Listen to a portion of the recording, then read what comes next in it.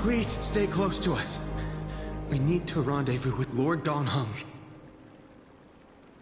We will do everything in our power to clear the path for you.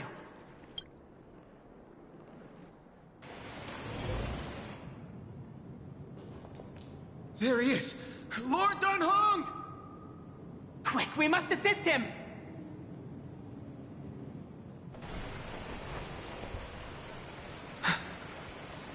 What are you doing here? Where's Finan?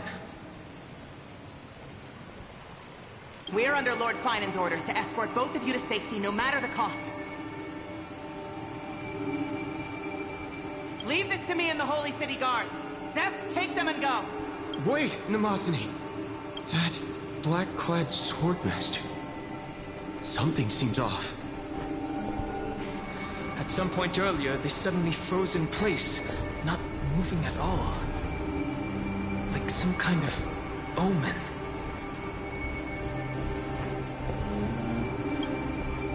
No! Don't get too close. That thing's black flames are burning hot. I don't know what's happening, but leaving is the best option. I don't know which demigod graced us with this miracle. Please, come with us. Finan, is he going to be all right? Believe in his resolve to save Akaman.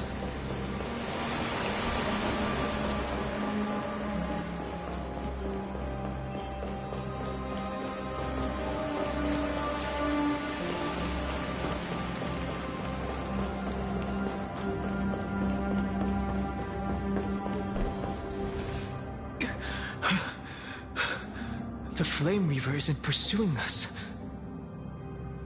Could this really be some kind of divine intervention? We can't stay here for long. Lady Trinan's sentry gate is just outside the city. Let's keep moving.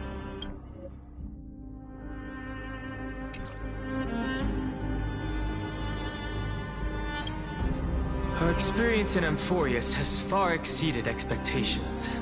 If our goal was just to replenish fuel, then mission accomplished. But you're right.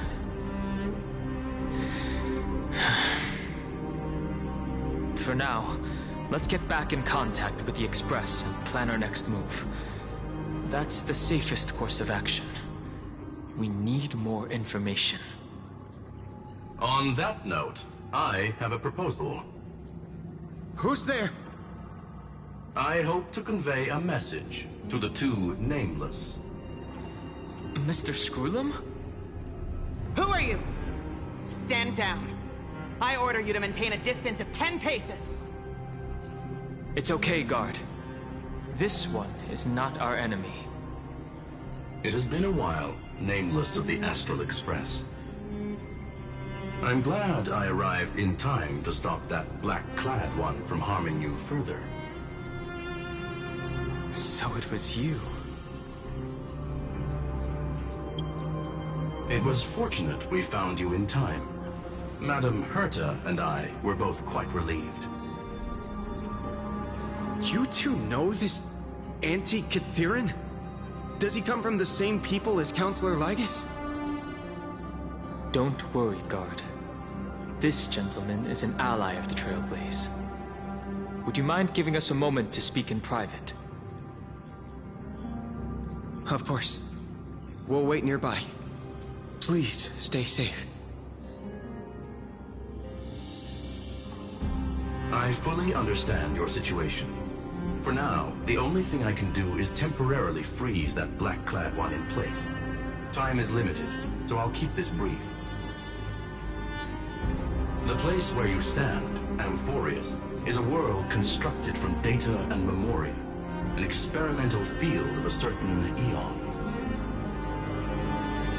And now, this isolated sandbox world is rapidly falling into a third path.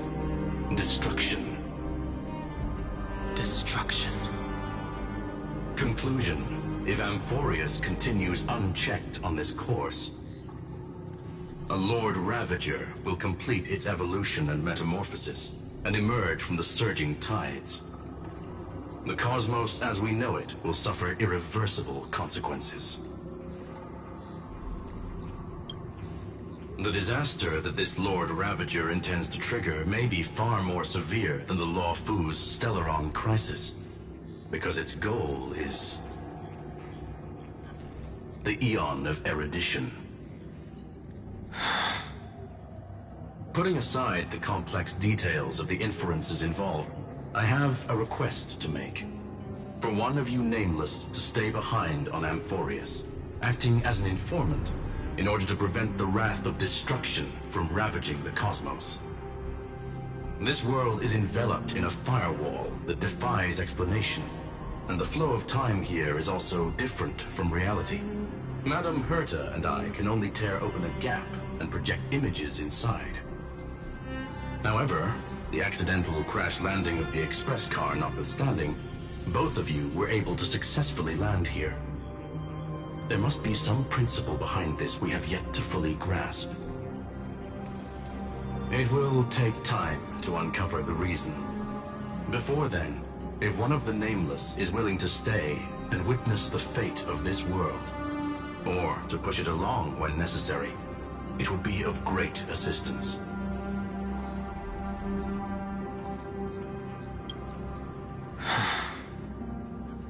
Mr. Screwlum, I believe you.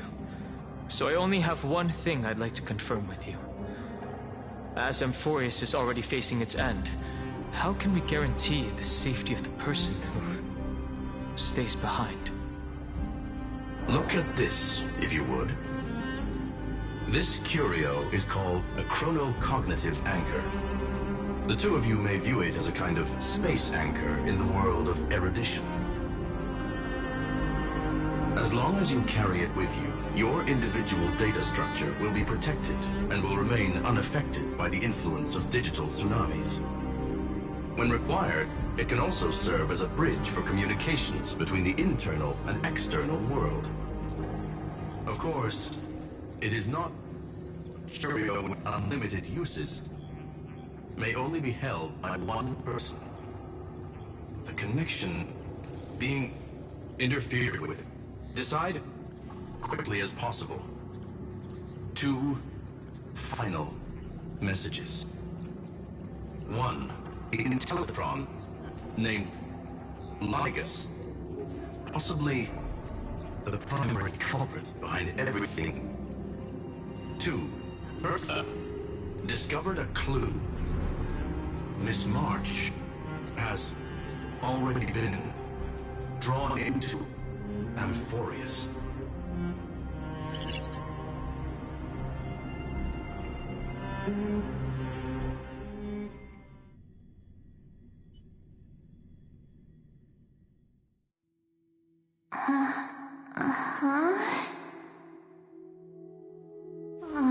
Cold.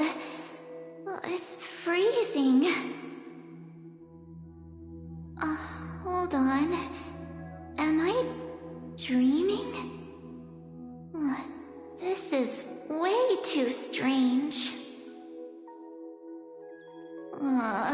Everything's spinning, and I can see webbaboos flying around. But I was literally just talking to Himeko. How did I... When did I... That's it! She warned me about this place right before Klipoth glimpsed her. Oh no. Have I accidentally walked onto some weird path? Have I done something crazy without remembering? Unless forcing Pom-Pom into new outfits and borrowing Mr. Yang's shoulder massager counts. Hold up. No way! Stepping onto the path of elation can't be this simple, right? Child of remembrance, step forth into the depths of the path space. Who's there? Hey, cut it out! If you're there, just come out and talk, okay? You're freaking me out. I can't even think straight. Hold on. Is cast aside your fears. Step forward through the gate of memory. The voice. Is it showing me the way out?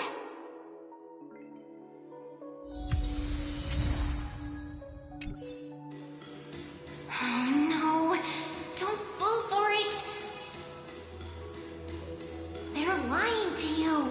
Turn back now. Wait, Master Diviner? From the loft. Food? Master Diviner, what brings you here? And you, Miss Messenger. Do I know you from somewhere? Good to see you again, March. A pleasure to see you, Miss March. That's it!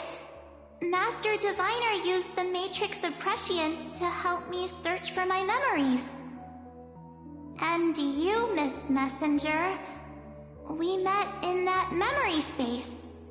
You said to me, the value of your life does not lie in what happened in the past, but in the present and the future. Your memory serves you well. March, I conducted some experiments with the 6 days ice you left us. Thanks to the Garden of Recollection, the Matrix of Prescience has made a breakthrough in extrapolating the past. Now, we might be able to bypass the obstacles and look directly into your history. The Master Diviner is right. Continue down this path, and you'll be able to find your lost memories at the end. Since we last met, you've grown much alongside the Trailblaze. You should be strong enough now to bear the weight of your past. Well, there goes my Ice Princess fairy tale. I need to know, Master Diviner, Miss Messenger, this isn't just another dream, is it? If this is real, why reach out to me at this exact moment? The situation is dire. Your lost memories, they're crucial to the Garden of Recollection. She's right. The Garden of Recollection's existence hangs on your memories. The Garden of Recollection. You may not want to sacrifice anything to preserve the garden for now, but in time, you'll understand. Your destiny and the path of remembrance are extremely, closely intertwined. Now go. So, I just walk through that gate? This way, March. Your past awaits beyond the Gate of Memory. Stop! They're just mimicking people from your memories! That voice again.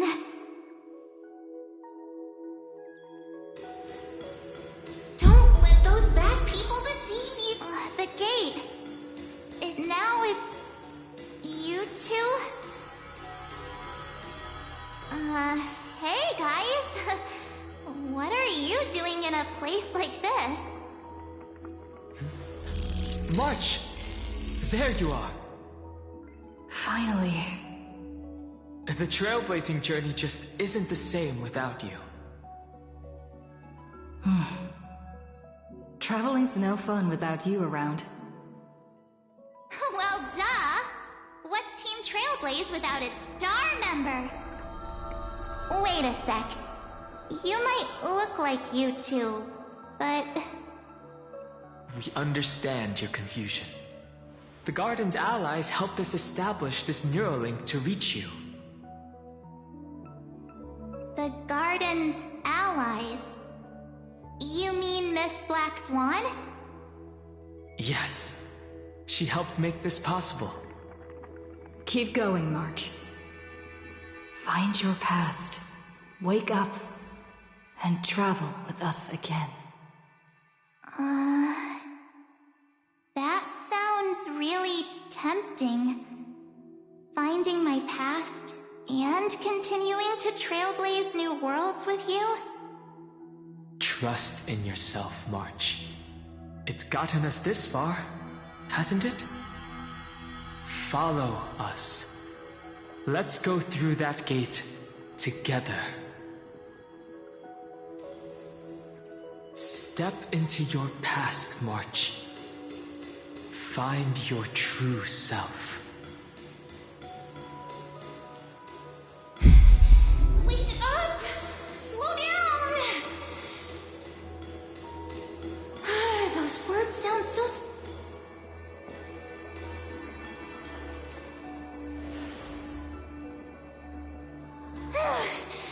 At last, I finally caught up. Hey, are you alright? I'll be okay. Just not used to running around.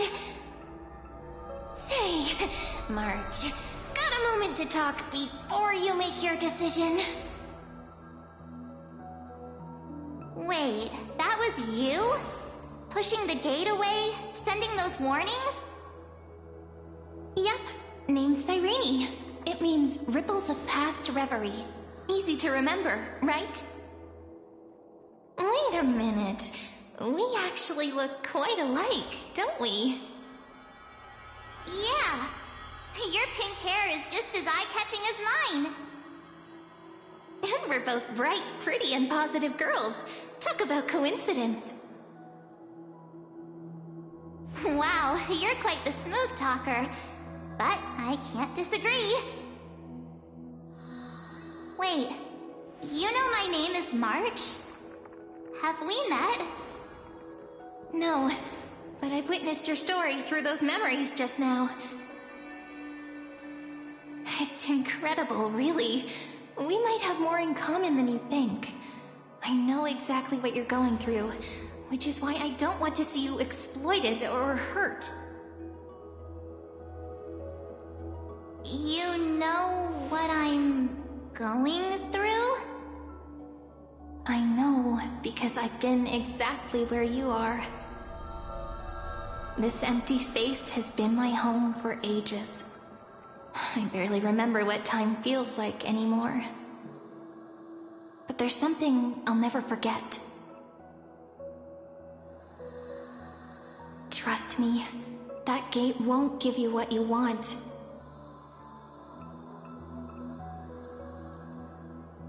You mean those people? They're lying? Luring me into a trap? Yes, convincing, weren't they? They've studied your memories, using your deepest wishes against you. How dare they manipulate a young girl's feelings like that?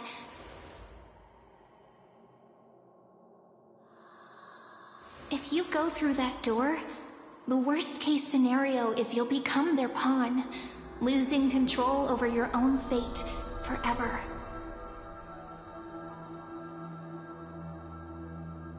You've seen what's on the other side? I may be stuck here with missing memories like you, but I still recall fragments of my homeland where I grew up. That door leads to Amphorius. Trust me, it's anything but welcoming. For ages, I've watched people walk through that door. They couldn't see or hear my calls. The voices beyond always promised safety, but I've never seen anyone return safely. So I had to try and stop you. To be honest, I'm not sure what to believe. But the fact that you're here, putting in all this effort to warn me, that means something. Tell me, Cyrene, how can I return to my world? It's really easy, actually. Just turn around and walk away from this place. The girl cannot be trusted. through the door. Save the garden. Both of you, children of remembrance. They never give up, do they? But don't let them sway you. Stick to your path. The return journey could take ages, longer than most lives. But that path will lead you home.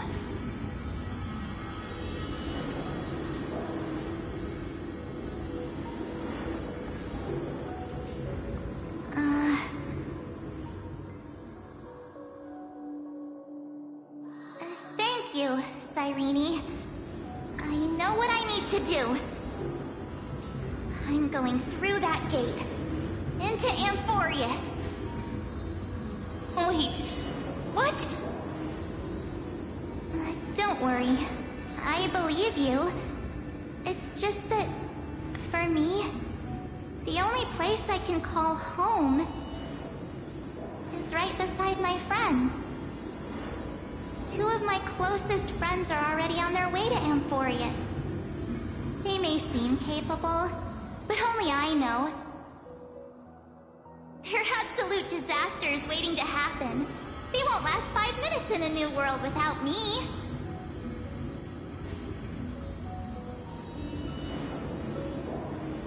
That's why I need to go through. Amphorius or not. When the three of us are together, there's nothing we can't handle. We'll explore, understand, establish, and connect. After that, we'll find our way home together.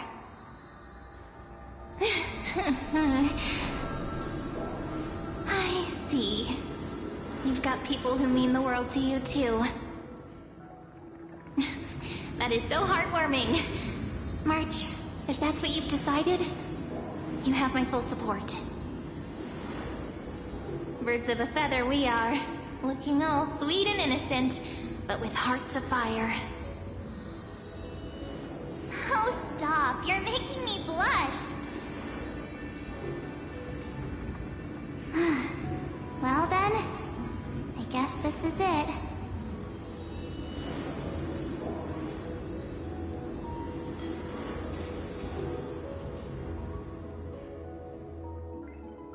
Do you think we'll see each other again? Who knows? But don't worry about me. After all this time here, I've grown quite used to chatting with my imaginary friends.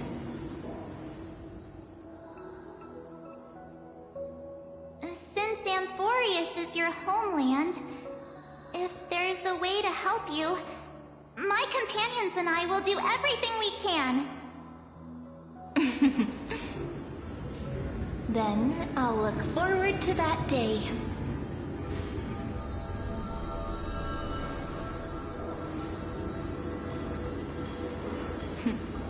Your story awaits, March. Make it an epic one.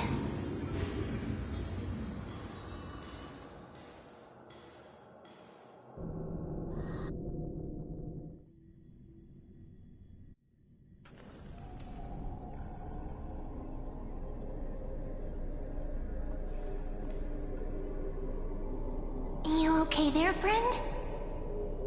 Something seems to be bothering you.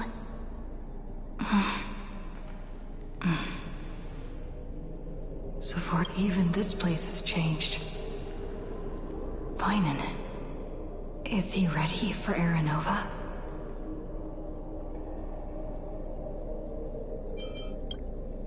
Yeah, we've come such a long way. If what that machine gentleman said is true, if Amphorius is destined for destruction, then I'll stay by your side until the very end. Like how you and Dun Hung treasured the Express. Amphorius means everything to me. Right. Time to see the last core flame restored.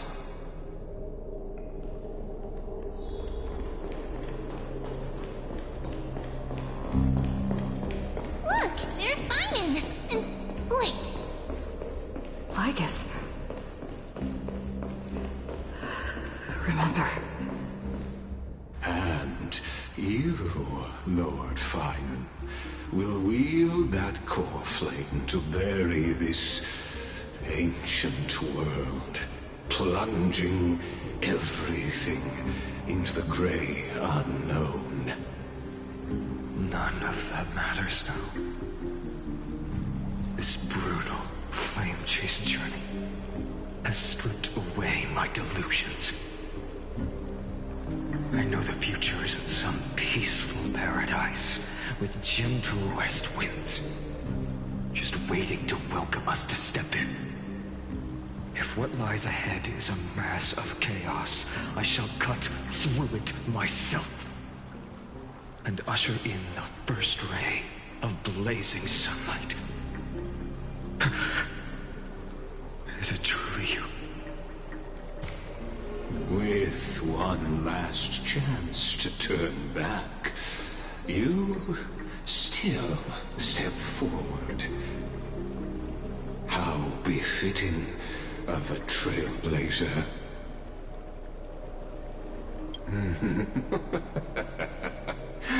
As it happens, I find myself thinking the exact same thing. As our world nears its end, the ones who walk the infinite paths have embraced their destiny. As the Theoros, it is my duty to witness the world's future and oversee this final core flame ritual on their behalf. The trial of world-bearing, the ritual of Era Nova.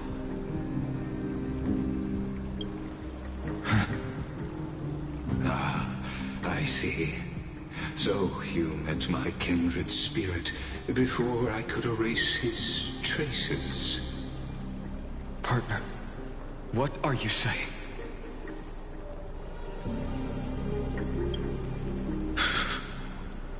I've had my suspicions.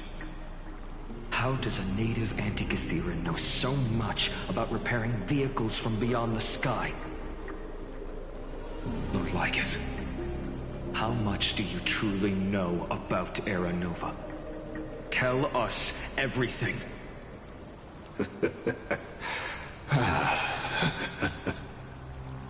Very well.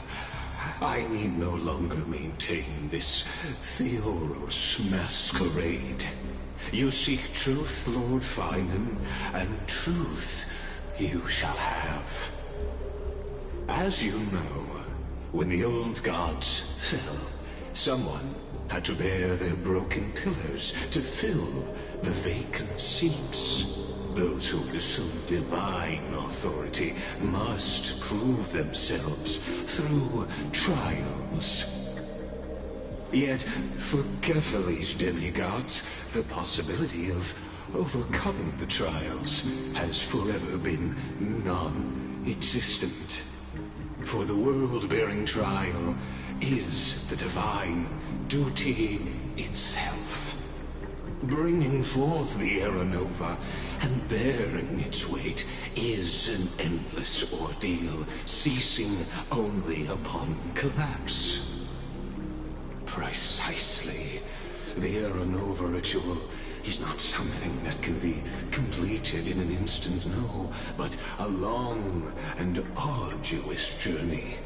While the sacrificial journeys of other demigods conclude in this world, Kephale must shoulder the gods' core flames, bear the memories of all worlds, and stand unwavering.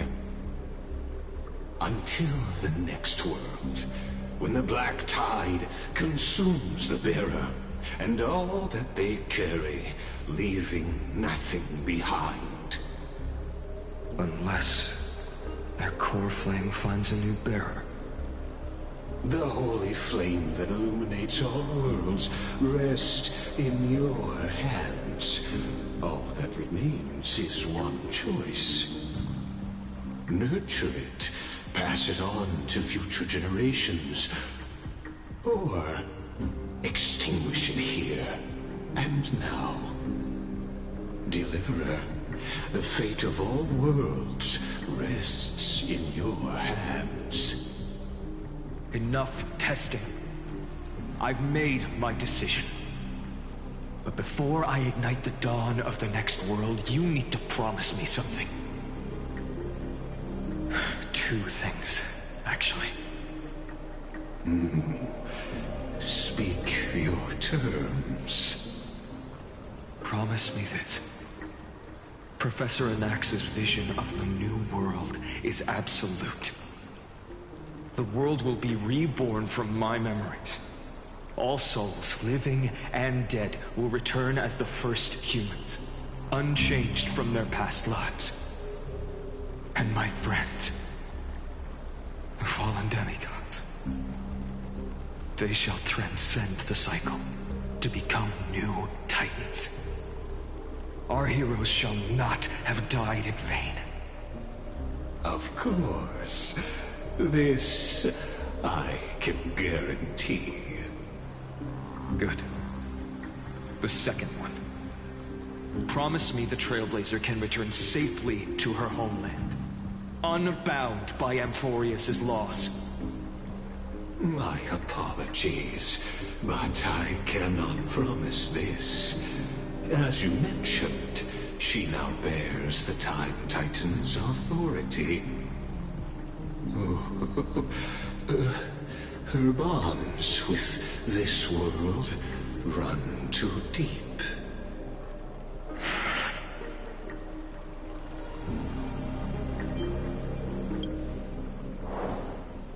Well, I stand corrected.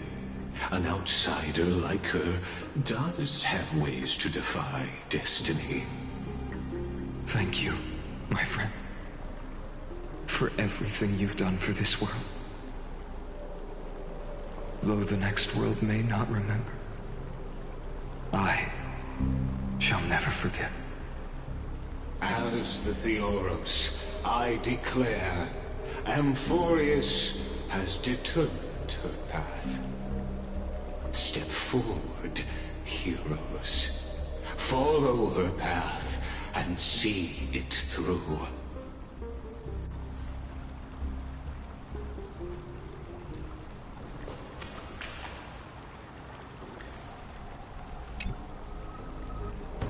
Without you, we could never have reached our prophesied tomorrow. Thank you for walking this path with me to the end.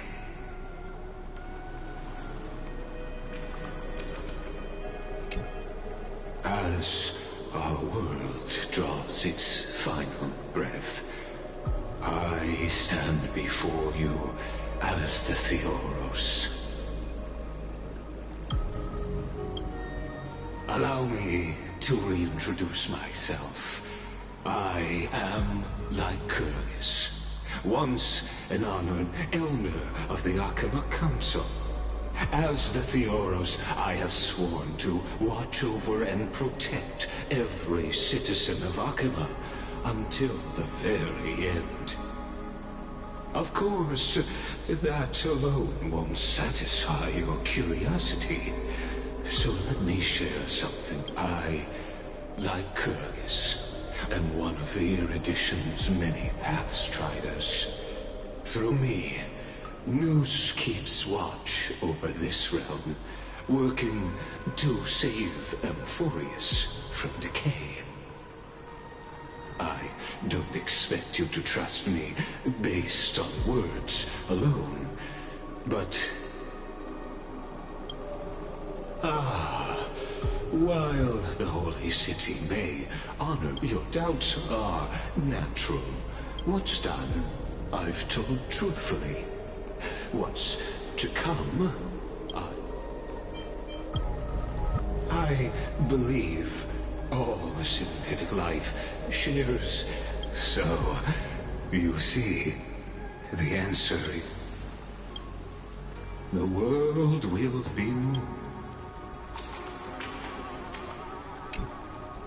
Behold, oh gods, Amphorius has achieved her victory.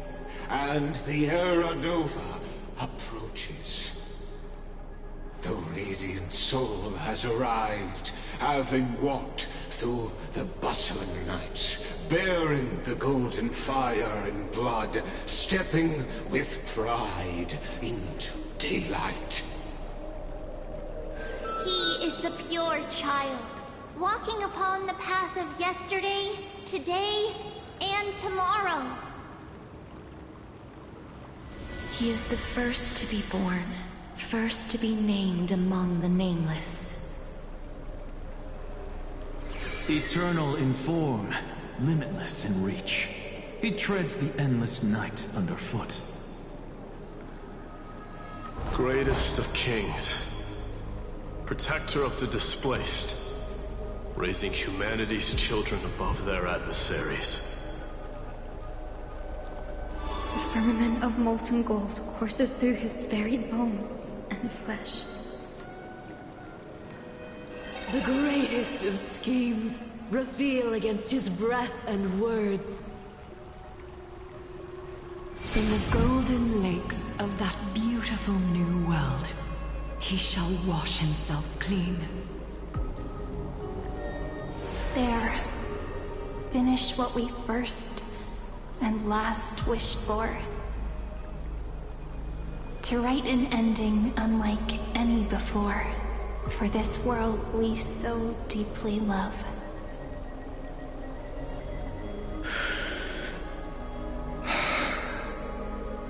Come, partner. Join me. The time has come for us all to face oblivion, or embark on one final grand journey.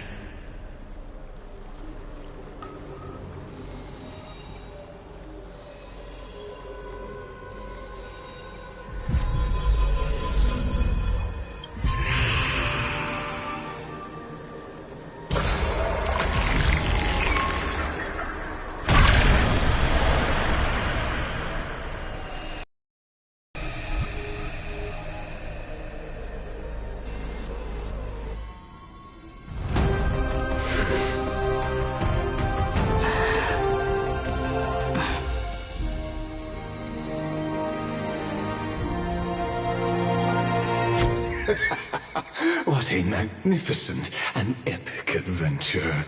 The hero's journey reaches its end, and the truth behind the Era Nova is about to be revealed. Is that truly the case? Here, as the Theoros, allow me to humbly request that you find a moment to listen to what I have witnessed. This is about the nature of Amphorius itself. A story of the prime mover of life. My, what a broad topic this is. Where shall we start? Got it. Let's start at the very beginning. The Big Bang. The birth of particles. The emergence of all things. Just kidding. What I mean to say is that time, space, matter, all concepts exist solely because we perceive them. This is called the erudition. Without it, the universe would merely be a chaotic book written by chance, yet unread by anyone. As your acquaintance, Lord Anaxagoras, suggested, everything in Amphorius exists through new spores, living in the memories of those yet to come. Oh, how beautifully it aligns, revealing universal truths in such simple terms. Only he could solve the riddle of what exactly are we? Oh, but you'll remember, even as the embodiment of reason, one mystery remained beyond his grasp.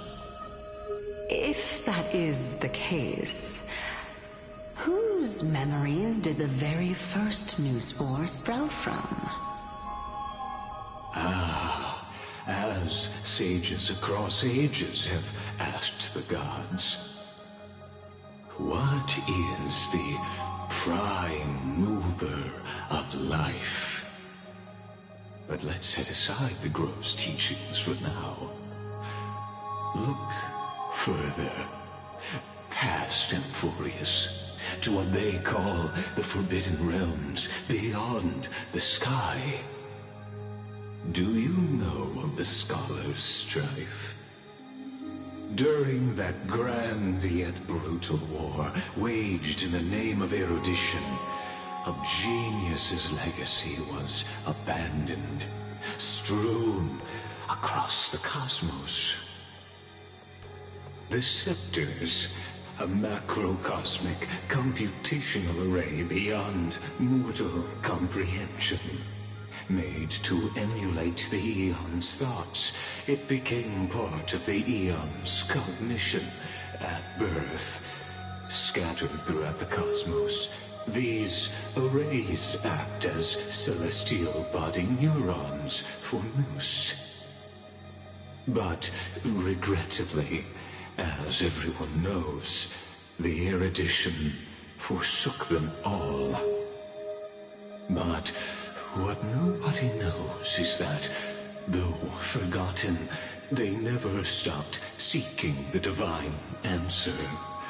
A question that survived war and disaster, stumping even the greatest minds, including both mechanical emperors. Now, we come to the real truth of Amphorius. What if, hypothetically, a scepter found the answer to the prime mover of life? If through endless solitary extrapolations in the cosmic code, the one deemed as a failure by the Eon of erudition found proof through the ages, what would happen? Perhaps the answer is simpler than you'd think. From a perishing neuron evolved into true life, reborn through the gaze of another Eon. This is a tale from the distant past, unknown to all, even unheard by the greatest geniuses. Now, let's leave the Scepter's story here, returning to where we began. What is the prime mover of life? Actually, you know the answer better than you realize. It's been by your side, accompanying you throughout this long journey. Right now, it awaits you ahead. In that brave new world, beyond the end of Genesis.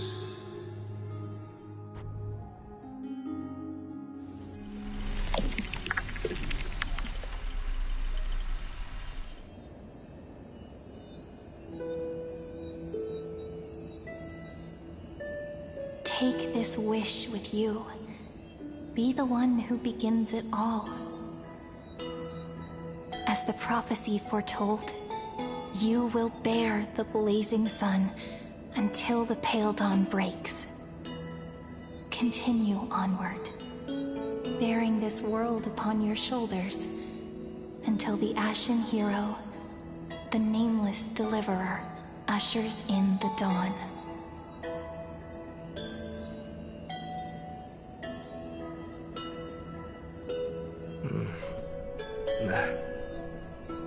Such an odd dream. Strange. Like I've dreamed this before, but it all slips away when I wake. Only a voice remains. Who was that?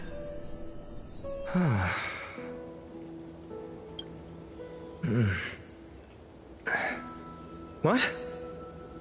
Ah, it's you. Whoops, I fell asleep there. What a strange dream I had. It's gone now, though. But look, perfect sunshine. The day is still young. Let's go find Cyrene, partner. We promised to be there for her oracle card reading today. It's right about time.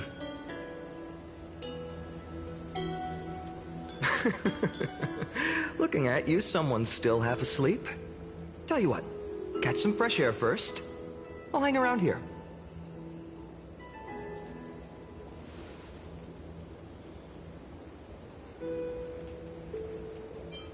Oh, beautiful, isn't it?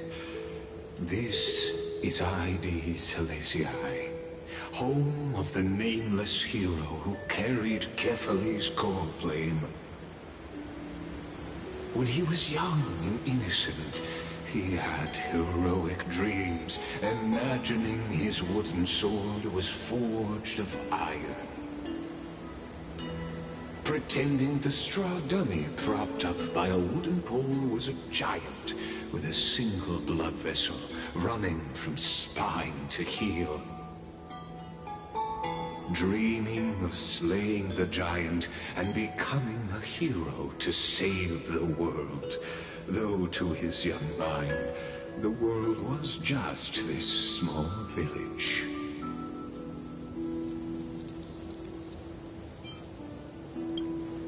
What you witness is the start of his path to a new world. And trust me, you play no small part. These are his first memories. Rather than watching, why not join in? Think of it as immersive theater. Become his lifelong closest friend, witnessing his hero's journey from the best seat in the house, as the nameless hero whose unwavering guidance shaped Finan's destiny, yet whose name was never recorded in Amphorius's history.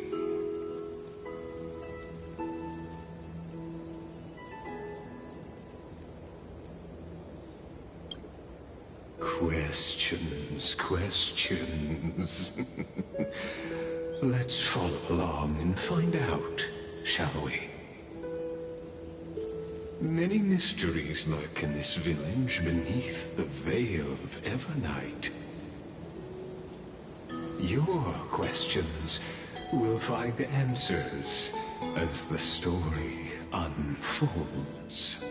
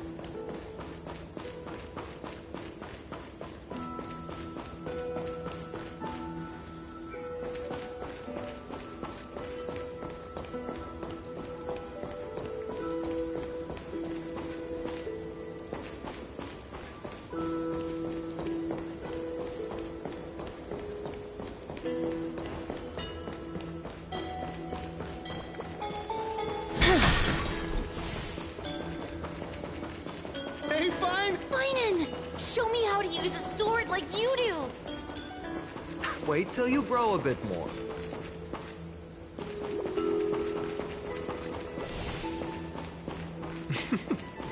All awake now?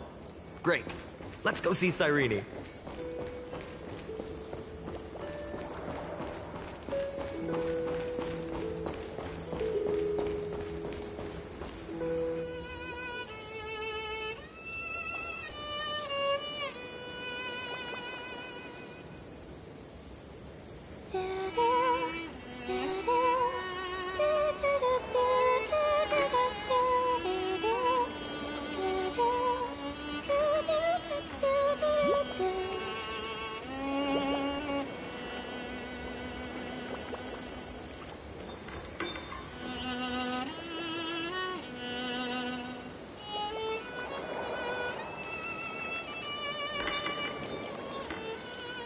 found you. That...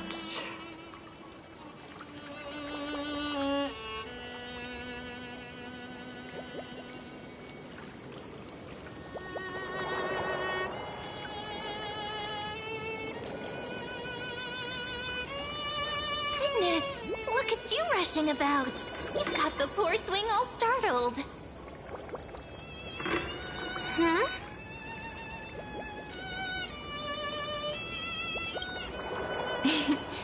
It's that deja vu. Something wrong? What do you see? Oh, nothing much. Just suddenly felt a strange connection. Look at you, leaves in your hair. Were you sleeping in a tree again? Or was it the wheat fields this time? At least brush yourself off before wandering around. Come on, I'm not a kid anymore. You're the only one who still treats me like one. Sure. You may have the height advantage, but when it comes to maturity, I'm leagues ahead of you. Still fantasizing about being in heroic adventures and imagining yourself as one of the characters? That's the kind of thing kids do, not grown-ups. Don't you agree? And since you're playing along with his antics, who are you pretending to be today?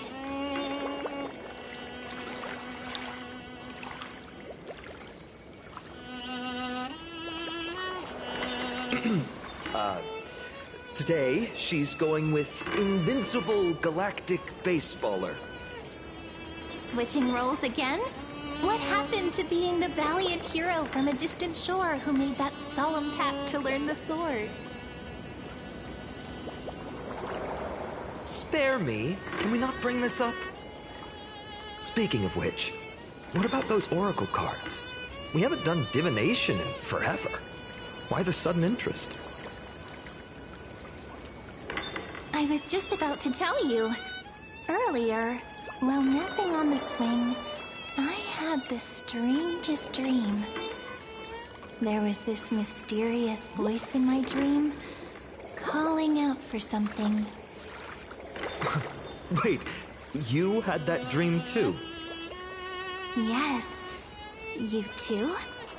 That would explain this lingering sense of unease. Which made me think of those old oracle cards I used to play with as a kid. Though the Ornyx prophecies were always hit or miss. Yeah, all the kids would get so excited drawing cards like ruler or warrior, but throw fits over devil or drunkard and demand a redo. If you just redo it when you don't like the result, what's the point of divination?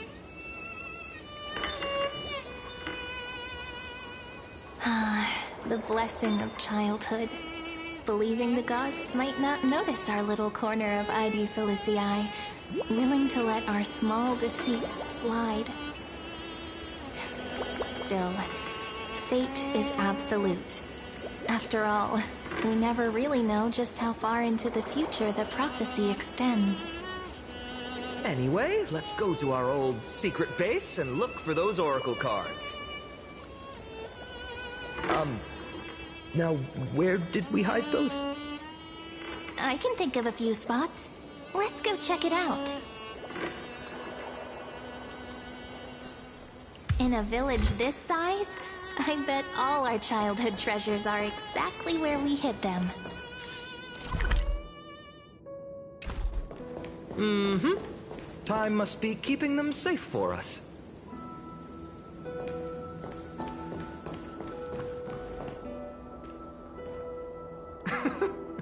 Well, those were the days. We'd always meet either by that statue in the village or right here. Right? And I remember you never used the front door when you wanted me to come play. You always climbed over the wall. You were such mischief makers.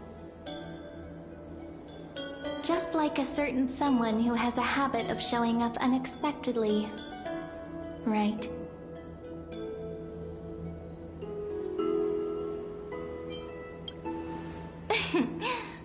bet she said something clever just now. Hey, I was just copying those storybook heroes. They never take the beaten path. Still, it's embarrassing. I've been the only one here for a while, and I haven't kept up with the cleaning. With so many spots to check, where should we even start?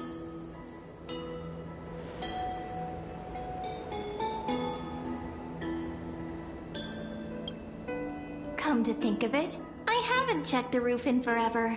Worth a shot, right? All right, let's split up. I'll handle the yard, you check the upper floor. I wonder what the view's like from up there. Worth checking out? With milk would taste.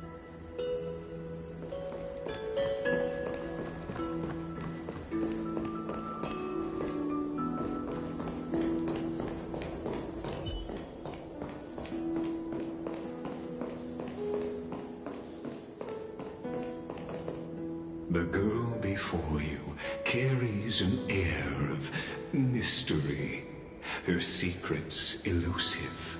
Yet her demeanor toward you is exceptionally warm. You can't help but wonder, could there really be some kind of mental connection? The view here hasn't changed a bit. You know, besides the swing under the big tree, this has to be my favorite spot in all of ID Silicii. You can't help but want to hum one of those old songs we used to sing. Why do leaves and branches grow? Which way does the wind blow? They always said I'd become the next priest of time, just because I heard prophecies as a child. But here's the thing. The more divinations I do, the more doubt creeps in. I want to believe the prophecies, but actually leaving ID Silicii. Where will that waiting ship take us, I wonder? Here they are, the Oracle cards.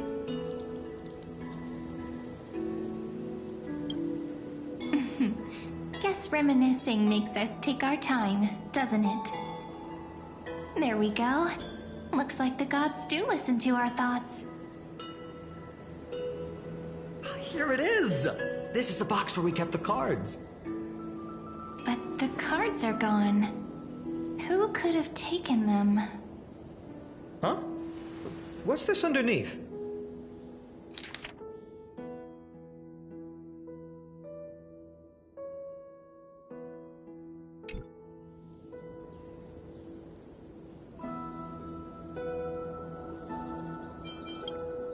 Hey, don't go changing the words. I see now.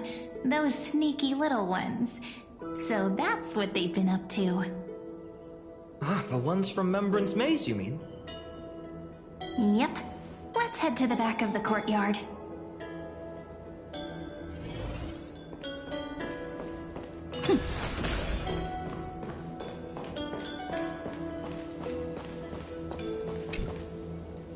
The entrance should be around here somewhere.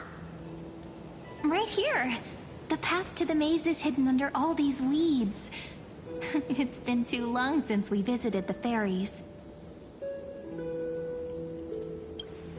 Did you forget? We used to visit them all the time when we were little. All right, let's do this. These weeds need to go.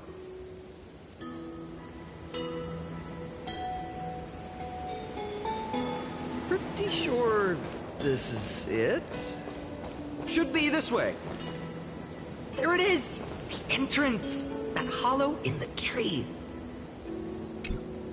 Once you get through the tight squeeze in the hollow, you'll reach their dwelling, the Remembrance Maze. I wonder if I can still squeeze through there. Maybe worry more about whether the fairies will let you in. After all, the Remembrance Maze has an invitation-only rule. Only only children with pure hearts are welcomed.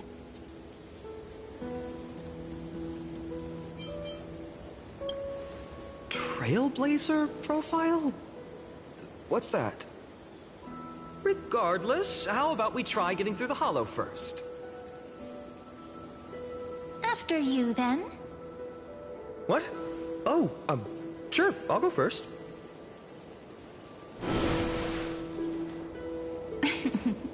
So hasty, as always. Looks like it's just us now. Care to finish that chat? To be honest, from the moment I saw the cute note left by the fairies, my intuition became even more certain. Perhaps when we step into the maze again after all these years, the wheels of fate will finally start turning.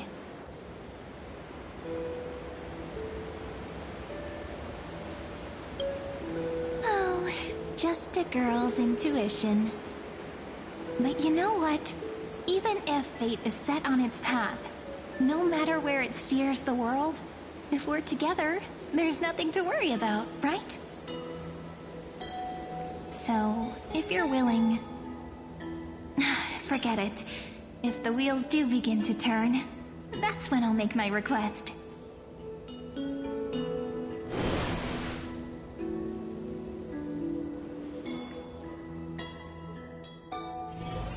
I made it! Oh, that wasn't easy. I can't remember the last time I came here. Wait a minute. Are you... Look who it is! Rini and Snowy! Whoa! Look who's finally back, Memmy! Snowy, you've grown so tall and dashing. I couldn't even tell it was you at first. We had to grow up. Sometime. But look at Rini. She hasn't changed one bit. How fascinating. Perhaps I'm like you, Rayleigh Mem. Just another fairy of the maze.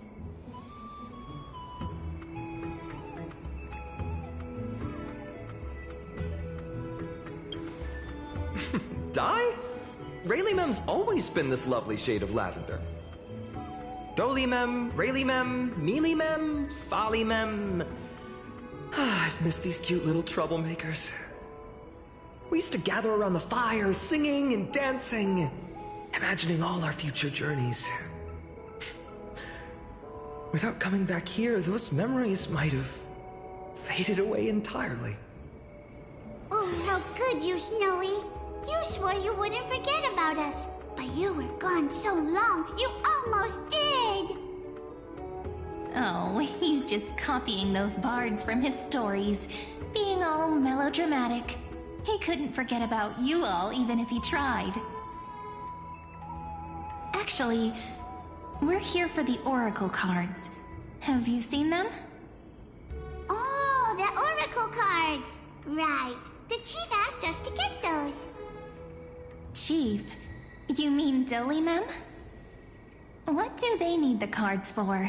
If they want a reading, they could just ask me. Oh, I'm not sure. But Chief specifically wanted to meet with you all. Let's see. They should be... That's it! This way, everyone! Watch your step. The trunk's slippery.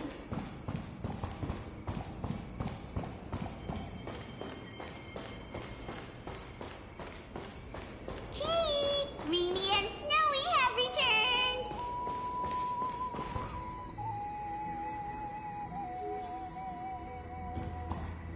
Why do leaves and branches grow? Which way does the wind blow?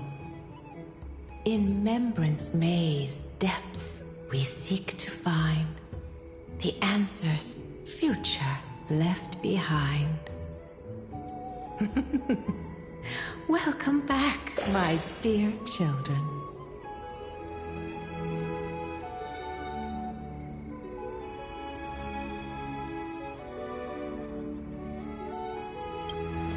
Pink ones? That's strange. I don't recall any pink fairies in the Membrance Maze. Have you seen any, Chief Doliman? Oh, Chief. You haven't changed a bit. Still so full of life. Oh, no need to fuss, my child. You haven't forgotten, have you? As long as our songs are sung, the children of the maze will live on. Just as our paths stay forever linked. Here, take it. I'm sorry I had to resort to such methods to bring you here.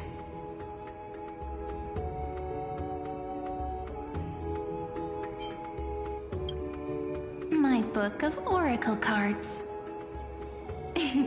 Thank you for keeping it safe. You know, you can always just ask if you want me to divine something. Still, bringing us here like this after so long. Is something wrong, Chief? Yes. The Veil of Evernight whispers to us once more.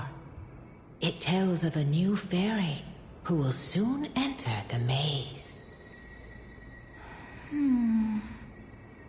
Indeed, every time a new fairy arrives in the maze, it means that beyond the veil, in the vast lands far from Ides Elysiae, a great calamity is on the horizon.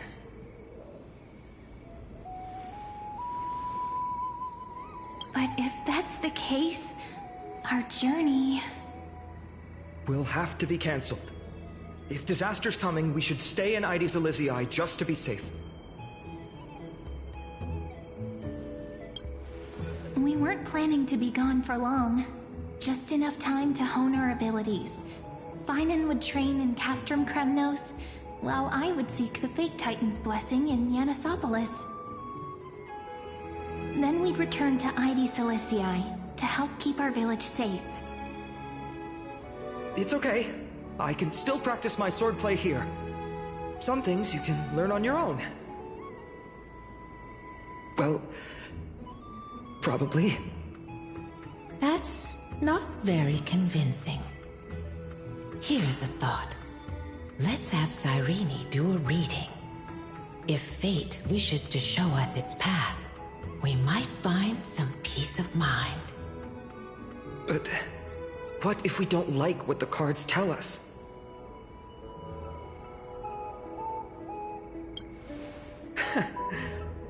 Never thought of doing it that way before. Thanks, partner. We'll do it your way. Whatever the cards show, we'll face it together. Ask with a true heart, and truth shall answer in kind. Close your eyes, and let's open the Oracle card book together. Let your thoughts flow like stars drifting on the river, carried by fireflies and gentle winds. Your destinies flowing towards the same future. Now, shall we begin? Oh my! The cards are quite responsive today. Very well. Let's see what future the Oracle cards wish to show us.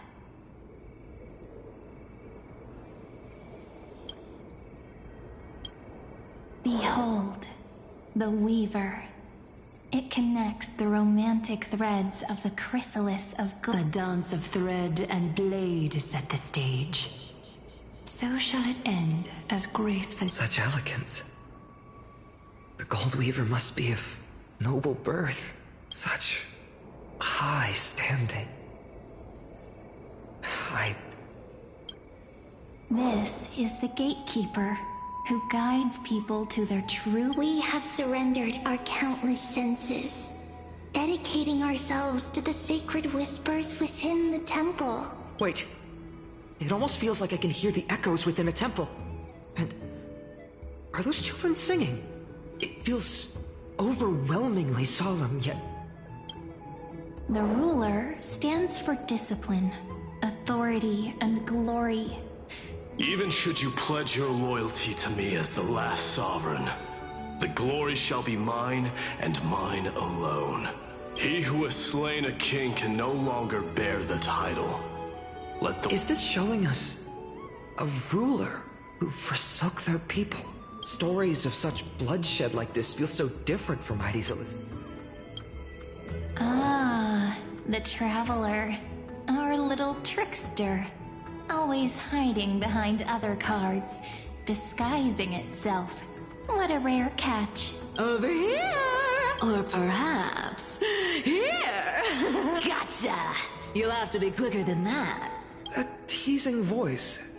Just like a child playing hide and seek.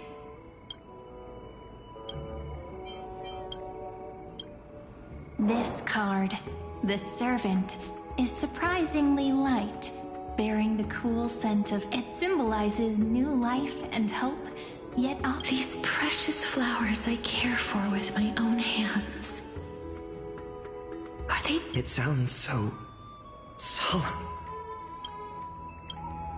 The humble healer may seem gentle in hue, but its courage match— I will do my best to help you mend all fractures and let sunlight shine on every corner of the world. Make a pinky promise with me. No more going back on your word. Hey, this card really speaks to me. It makes me want to protect as much as I possibly can. Still, protecting everything, everywhere. Behold the scholar, bearer of many names, the grand magician, the great performer, the eye of wisdom, and the defiler of Circes. Oh, there's just one card. With all those titles, I was expecting— A dromus draped in finery will suffice. Wait, what's with that condescending tone? It's almost as if it knows what we're about to say. The Deliverer. According to the tripartite prophecy, this card means absolute harmony and perfection. In fact, it's the only oracle card without a dark side. What, no divine whispers this time? Oh, silly. This is simply the card you drew for yourself. The sleepy village of Ides Elysiae, in just one fleeting moment, welcomed an array of legendary figures. The Weaver, Gatekeeper, Ruler, Traveler, Servant, Healer, and Scholar.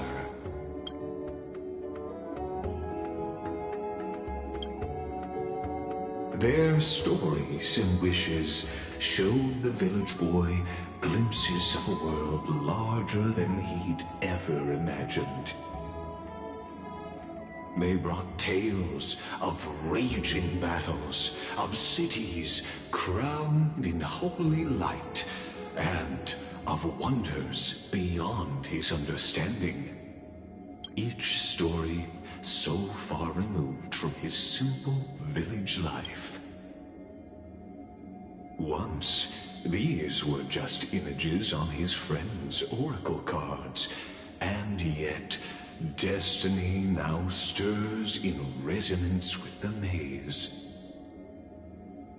And now, they are right in front of one's eyes.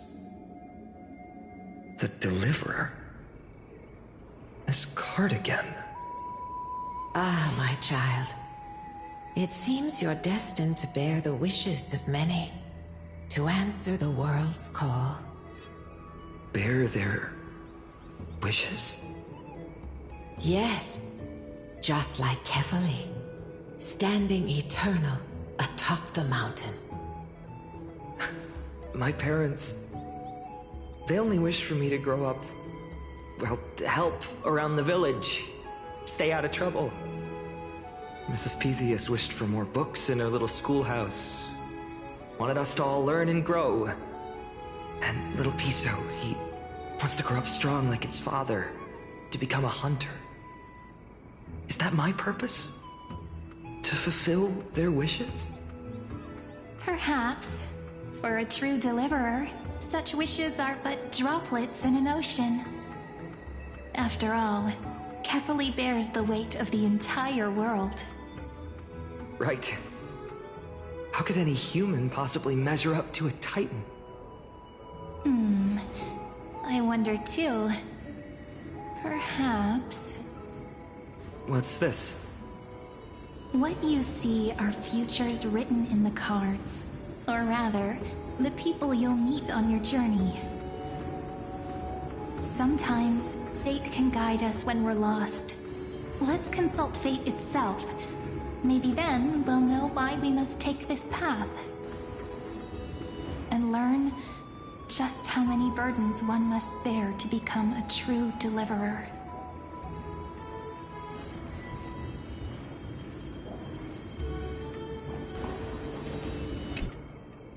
Well, if it isn't our little deliverer. My wish. Just let me, wine and dine, and soak up the sun. Right, Princess Homebuddy? Cypher, that's not how I see it. My one wish is to find that missing piece in my life. For someone with all those treasures behind your divine power. Ouch! Where did that come from? Right for the jugular, huh?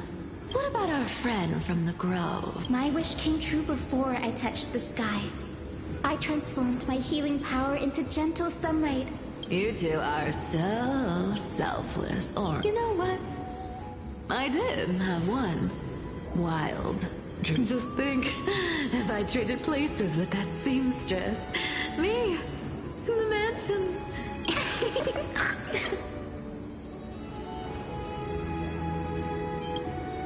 I can't disagree with you. These wishes aren't weights to bear. They're like the warm embrace, equal healing, and perhaps living free. They're all wishing for a kinder world in their own way. Personal wishes? I have none. Only the Aranuva matters. The world's rebirth. These crawling parasites have no place in Akama. Especially not... That noble lady? The way she speaks? Huh. Not exactly the one... Teacher, perhaps you could... Oh, Snowy. I wish to meet Trian again. And the Seed and Aggie. I want to see you shed that golden thread cocoon around your heart. Just once more, finally. I pray that the footsteps of lost souls... Are we wishing for too much? Those wishes are truly... Then we can rest easy. Only... Mark these words, Snowy. See you tomorrow.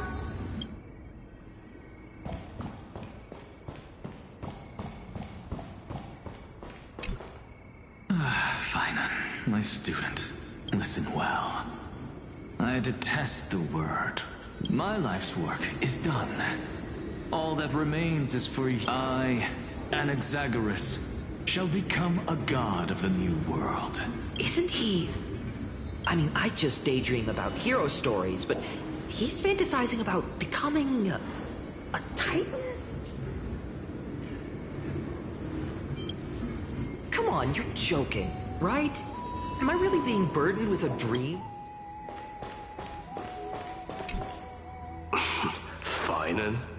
Since when did you become so timid? Asking such... What's that supposed to mean? What's with that condescending tone? No way I become friends with this half-naked show-off, right? Just what kind of life am I going to lead? What are you mumbling to yourself now? The wishes of the Kremnon warriors are done.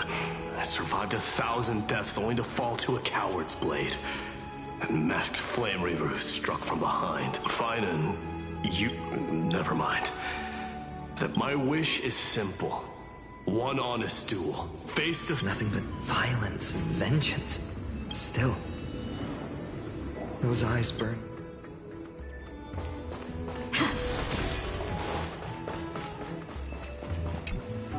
So tell me, has the uncertainty in your heart begun to fade? So many faces in my future. So many wishes. Still, why would fate choose to show us this path? What's weighing on your mind? Didn't you say disaster would strike Amphorius? If so, shouldn't Cyrene and I stay in Ides Elysiae? How could we possibly meet all these people?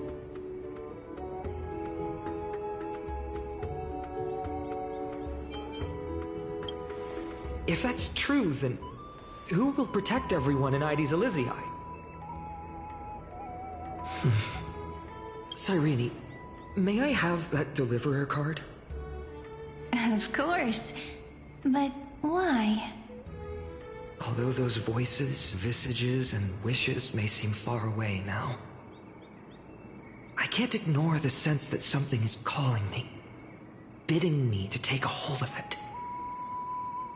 Maybe its true weight can only be known once it's in my grasp.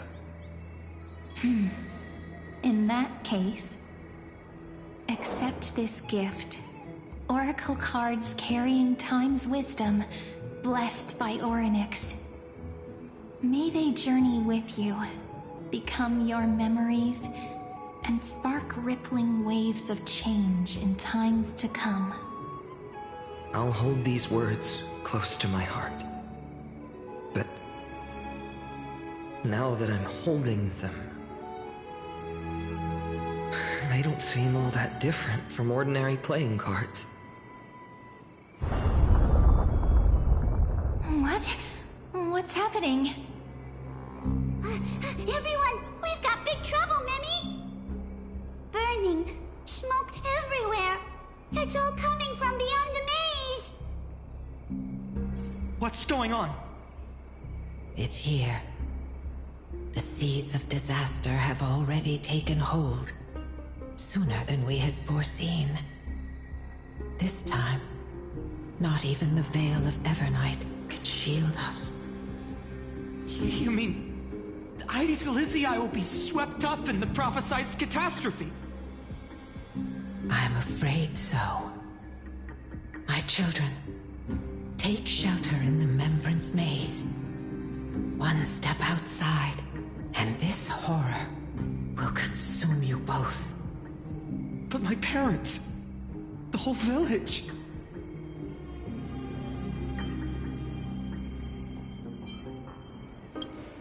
You're right. Chief, what are we truly facing? Is this the power of a Titan? This is beyond any Titan. Beyond any danger you could overcome with strategy alone. It's an unspeakable horror that twists all life into abominations that never bleed nor cry. Even Titans fall to its corruption, burning from within until only empty shells remain, knowing only death and destruction. The Black Tide. That's what this calamity truly is. It consumes all in its path, sparing none but the Membrance Maze. Not even Titans can... Yes. So please, don't leave this forgotten realm the gods abandoned. You are the first to uncover our presence, and the only two who can enter the maze. We don't wish for you to throw your lives away. Finan, what path do we take?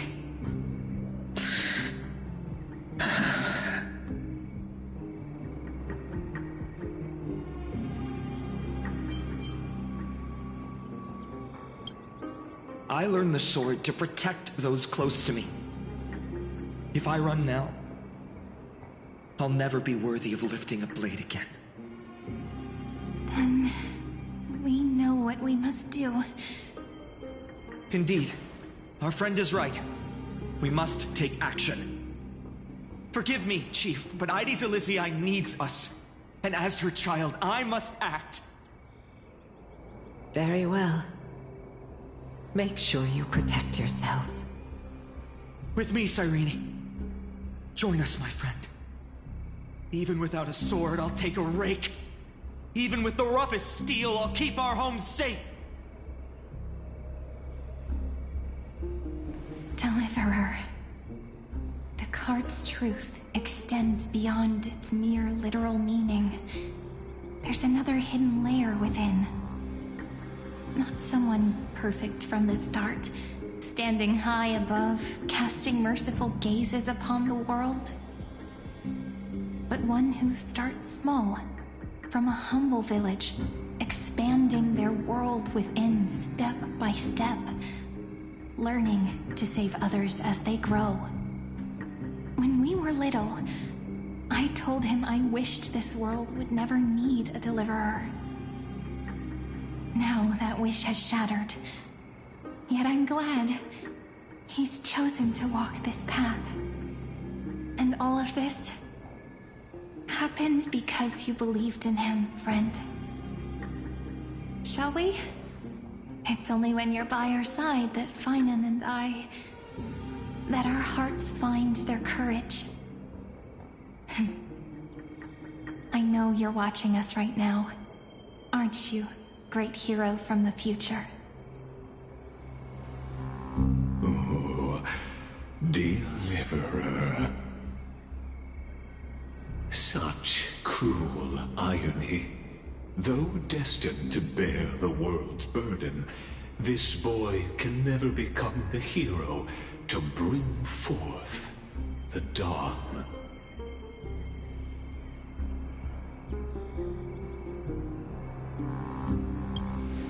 Follow their path.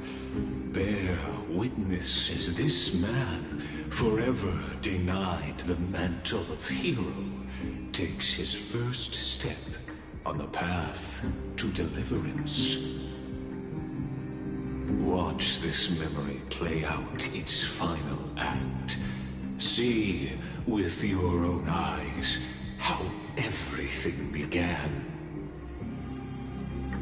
Then you'll see why his dream of deliverance was always destined to become this world's requiem.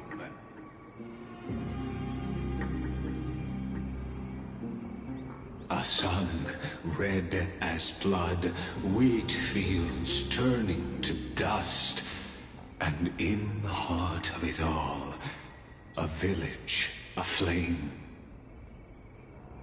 In that moment, the boy stood in what felt like the end of existence itself.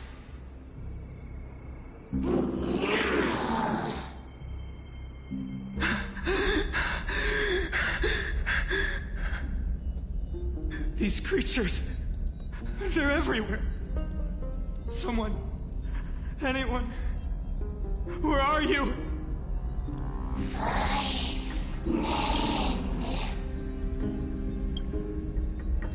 No, it can't be.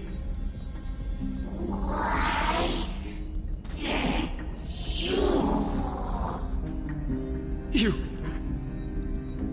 Are you talking to me? I don't want to die. Weren't we best friends forever? No. That ribbon. Olivia.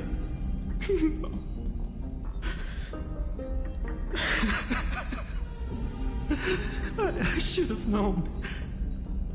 Save us. Save us.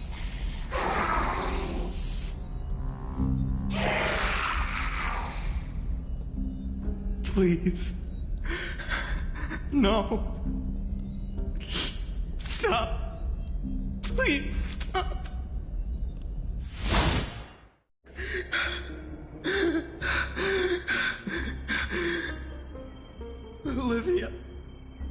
I'm so sorry. And these monsters, they're all... Why? Why is this happening?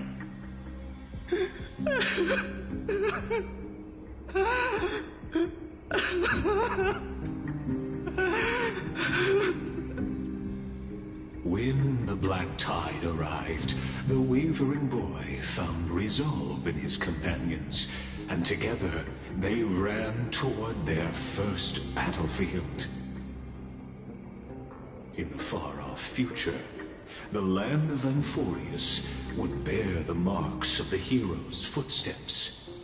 With sword in hand, he would inscribe an eternal mark in the golden epic. And when dawn broke over scorched earth, a boy, covered in wounds, buried the dead one by one. His silence heavier than the earth he moved. His home, his past, his name, all buried beneath the soil.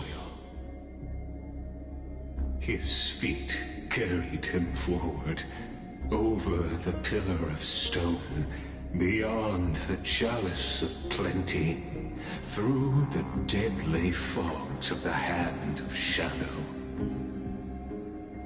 He wandered without direction, like a withered leaf drifting in the wind. Through countless city-states, the smiling visage of the white-haired swordsman was etched into memories. Yet he did not walk without purpose. Deep in his heart, a voice always guided him forward to fulfill the wishes he had inherited, to brave peril, and to do all that was within his power to save those who needed saving. Those words his friends spoke long ago, when his journey began, lingered.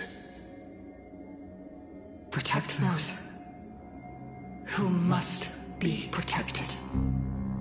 The words were few, but they gave him all the certainty he needed. That's what it means to be ordinary and choose to be more. Onward he walked, until the call of the flame chase journey thundered across the land. In the vision painted by prophecy, humanity would triumph over the gods, seize the core flames, and ignite a new dawn for Amphorius. Yet losses are a constant on the flame chase journey, where life too seems as small as a speck of dust. Only one who treats the world as their teacher can bear its eventual destiny. Are you prepared for such teachings? The voice within spoke, and he answered softly. No matter. My existence is of no consequence. When the Gold Weaver called, he answered, traveling to the holy city. There the elders met his warrior's spirit, with nothing but scorn, condemning him to the barracks in derision. No one saw it coming.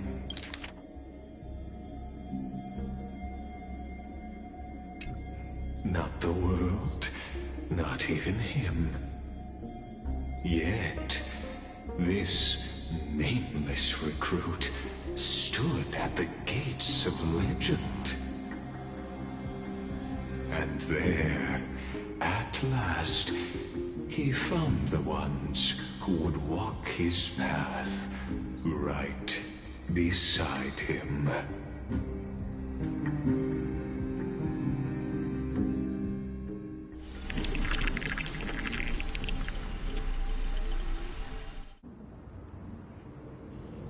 This is the abyss of fate. Hold on. Finance here too? And is that Mighty and Trinen?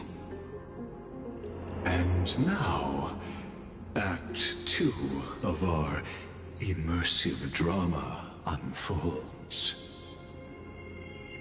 They're evacuating the temple. Why now? Are you insane? That blonde man is the Crown Prince of Kremnos. Mess with him, and every last person in this city could wind up dead. Calm yourselves. The Holy Maiden has everything under control. We need only wait patiently. Behold, it is the month of Gate, light calendar 4926. The Crown Prince of Kremnos, Mighty-Mos, has led his forces to the gates of Akima. As you know, though Mighty-Mos was proud, he did not engage in needless violence. He challenged the elders of Akima to a duel, not for glory, but for the rights and dignity of his people, to ensure they wouldn't live as second-class citizens in foreign lands. After Aglaya's mediation, Funden met Mighty-Mos's challenge as the Elder's representative. This duel was to change the course of the Flame Chase journey itself.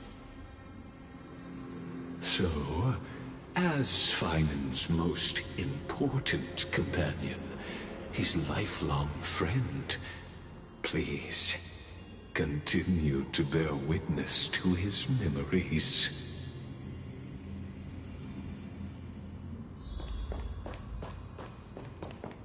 Is this your idea of an honorable duel? Bloodshed isn't the way. We and Aggie don't want to see Chrysoceres turn on each other. True warriors know when to sheathe their blades. The impartial Talantan shall oversee this duel. You need only place your offerings upon their scales. Something that has more weight than the fate of the world. Which means only those who understand the world's weight are worthy to carry it. Is this how you plan to test our convictions? Well, Kremnoan, looks like you won't be able to punch your way through this one. It makes no difference. One last chance, new recruit. Walk away, and I'll spare your life. Otherwise, come and face me. I'll give you a warrior's death. Hard to imagine they once clashed like this. Holy Maiden, I can't help but feel like a pawn that has stumbled into some greater political game. Every hero was once a child, and every child must grow. That's so. I don't even know why I'm standing here right now. Look at me. Just a common soldier. Since swordsmanship won't decide the winner, Lady Goldweaver should be here instead. My devotion to the Holy City could never compare to hers. What if we told you this duel isn't about winning or losing, but rather in the choice you make? Are you saying that Lady Goldweaver is testing me? Every Chrysocer is indispensable to the Flame Chase journey. And you and the Crown Prince of Kremnos are both a part of the prophecy. What the duel marks is not an ending, but a beginning. So, listen to your heart. We wish only to hear your answer. True enough. The voice within has never failed me. It doesn't matter what the result is. I'll give it everything I have. Spoken like a Chrysocer. Now go, Finon. Your journey has only just begun.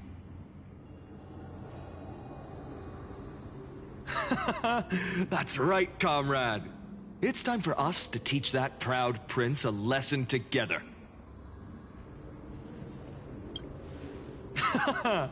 Now that's what I like to hear.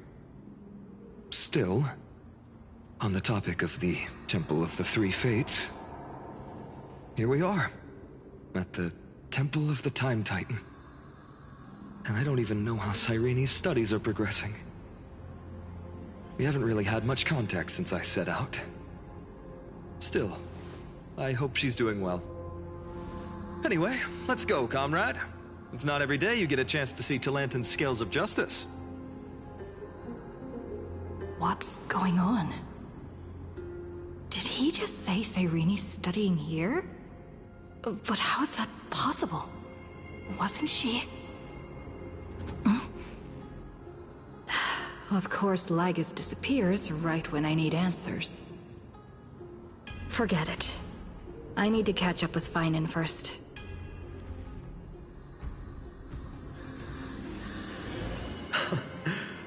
Amazing. Talantin may have fallen, but their scales remain true to their purpose. I hope you still remember your purpose, new recruit. You seem awfully confident, Kremnoan. Let's see how you define the idea of weight. For your information, in Castrum Kremnos, the punishment for profaning a duel with such crooked words is impalement. But as we're in foreign lands, I'll indulge you. The signet of Kremnos, the crown jewel of our people. That's my choice. A ring. Not just any ornament, I'd wager.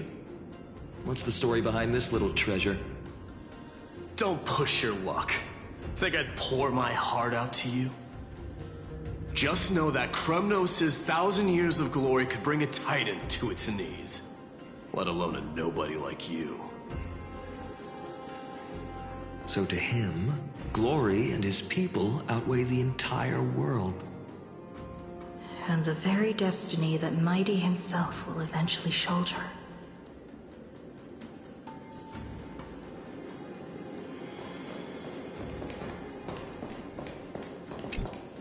Now this is a tough one.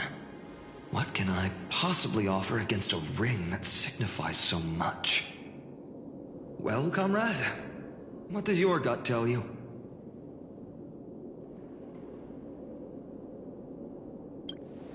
Looks like we really are on the same wavelength. In the end, there's only one thing I can trust. The deliverer that appeared in my life on that day. How ironic. I can't even look at this card properly, much less follow where it leads. Just thinking about how my village was swallowed by the black tide makes my hands shake. The flames, the screams, my utter failure to protect anyone. Speaking rationally, I know it's not nearly enough. Hades Elysiae was just a small village. Its loss barely a scar on Amphorius' face. But here and now, my heart says something else. This card. It's everything I have left. Nothing weighs heavier. Perhaps that itself is the answer. Look, Finon. It's so nice to see you all again. Lady Trinan, Finon, and... hello. Seeing you here sure is a sweet surprise.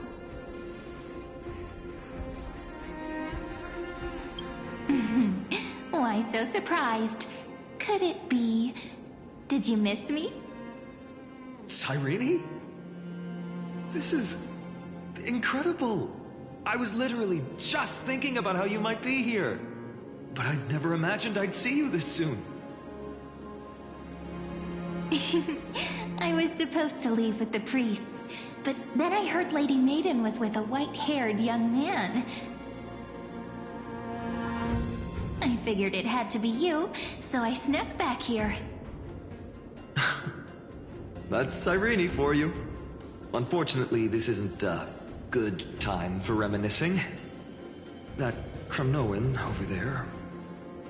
Still playing house, boy? You get the idea. Quite the hothead. You know, you two just might get along. Don't worry, you already know what the answer is, don't you? If that's your choice, I am with you. I am with you because I remember it all too. The fields of Ide Siliciae, those red leaves, that little swing of mine beneath the tree where I dreamed the sweetest dreams. And those dear fairies in the Memorance maze. It hurts so much knowing they're gone forever. The pain speaks for itself. Our hometown may have been just a tiny village, but to us, it was the whole world. But that's not enough, Finan. Not nearly enough. Even though hatred can help people grow and turn a boy into an unbreakable warrior, what you need now is victory. You can't just stack the scales with your past suffering. You have to throw the weight of your future onto them as well. The future? What do you mean? Maybe that was a bit too cryptic for you, but it's actually really simple. Why not have our mutual friend here stand on the scales with the deliverer? How about it? Can you help us?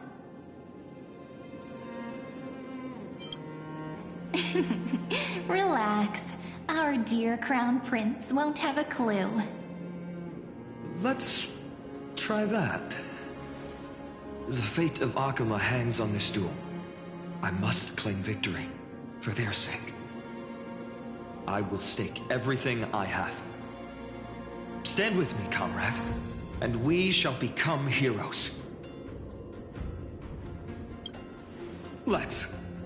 Together we'll prove that what weighs more than the fate of the world is the resolve to shoulder an immutable past and carry it into the future. Talantin, the fair, the just, they of unassailable integrity. The challengers have made their choices. In the name of the Holy Maiden of the Three Fates, lower your scales, weigh destiny, and reveal unto us your verdict. Your offering is a card? Yes, a flimsy little card. That is my choice. Just know that it's called the Deliverer. Interesting. Very well. If you can beat me with this card, then that's what I'll call you from now on. It's a deal. The scales... they're wavering. Talantin is deliberating on the outcome. It appears the convictions of both sides are equally matched.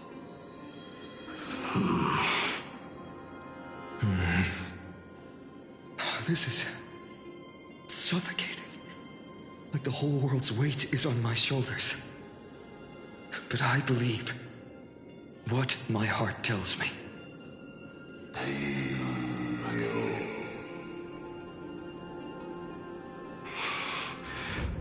Finally decided?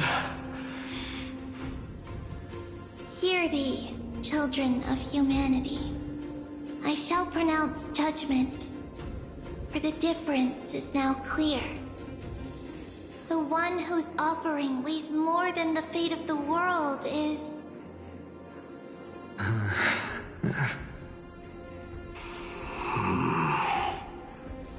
one from Ide Aloysius, the nameless hero.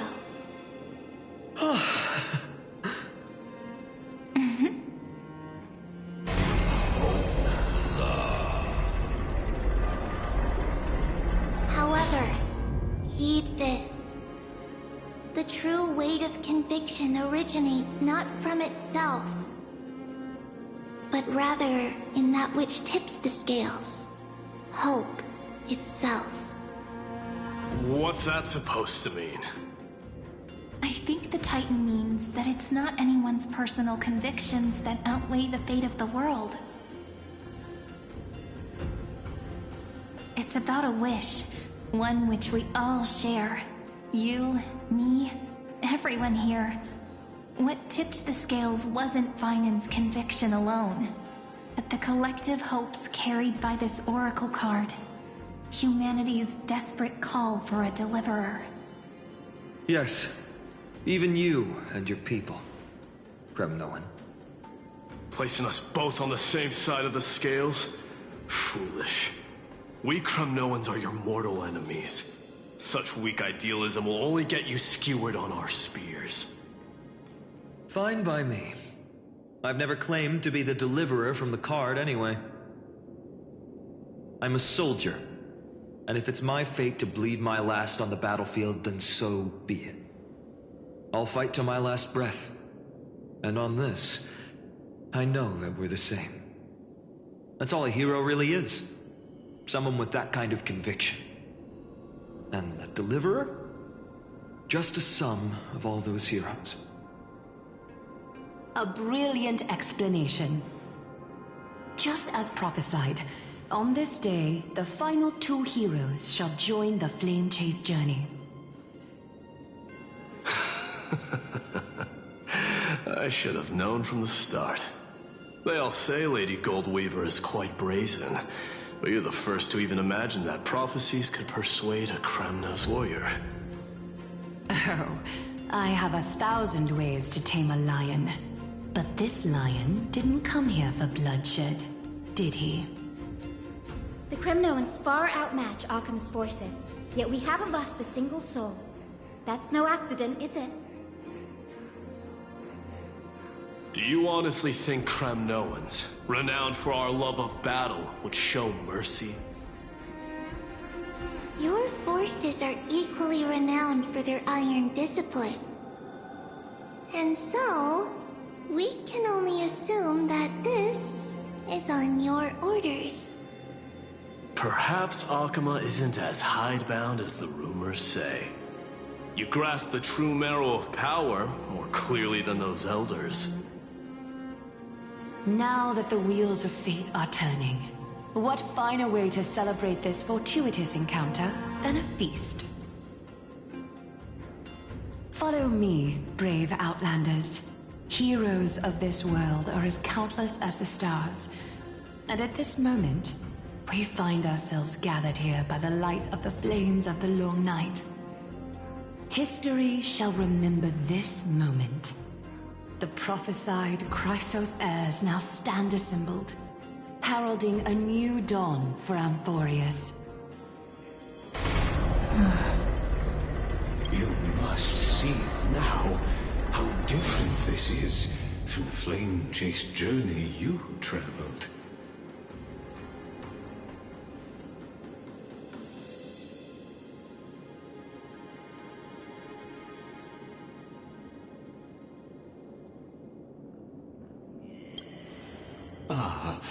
I merely stepped backstage so as not to disrupt your immersion.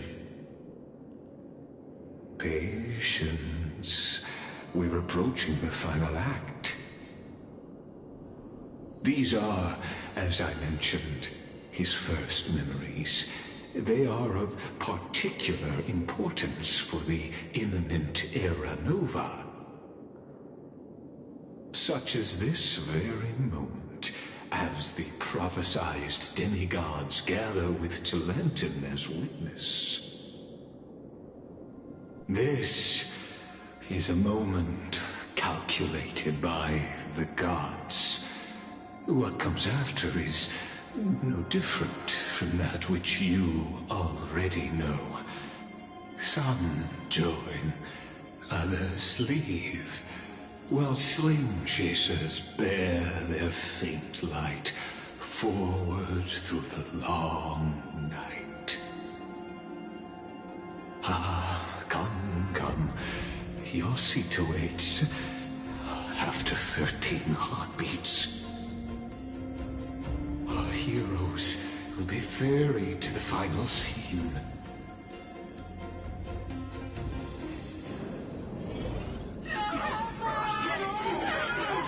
They say that the heroes of this world should be as countless as the stars.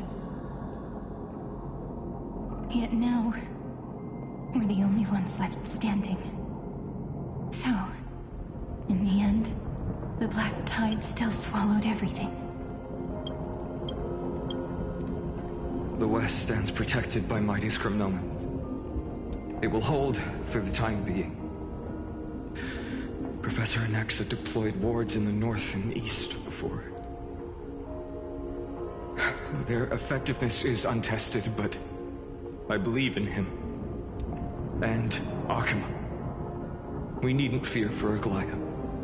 Even in death, she counts as the greatest among demigods.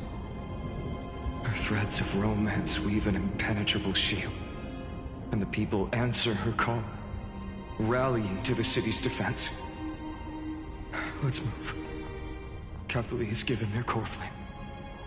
We must complete the Era Nova before the next entry hour. For Amphorius. That only leaves 3 hours. So, this is the last time we'll see her.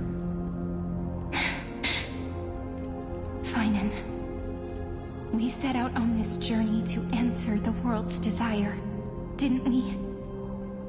That's what it means to be a Chrysos heir. So has it always been. Then why? Why must Amphorius' wishes be so cruel? We made the best choices we could, whenever we could. But in the end, the prophecy that led us, this black tide swallowing everything. Why does it look like this? I don't know. But we haven't had any other choice, except to move forward. Not for a long time now. Even if we only see the long, long night ahead, I still believe that through it, we'll find the dawn on the other side.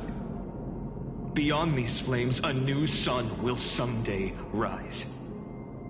So, to the Temple of the Three Fates. You'll take over Time's authority, and we'll return all the core flames to the Vortex. Then put this world's fate to its final rest. After which, we shall all face oblivion, or embark on one final grand journey.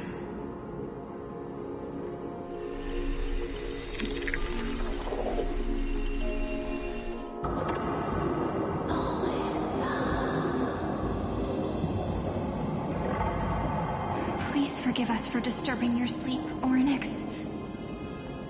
It matters not. I know fate has run its course. The black tide has reached Akuma. Amphorius does not have much time left. It is time for the Era Nova. As agreed, I shall present the core flame of tide. Ride the river of time. It will guard your passage to the vortex of Genesis. Step through and witness.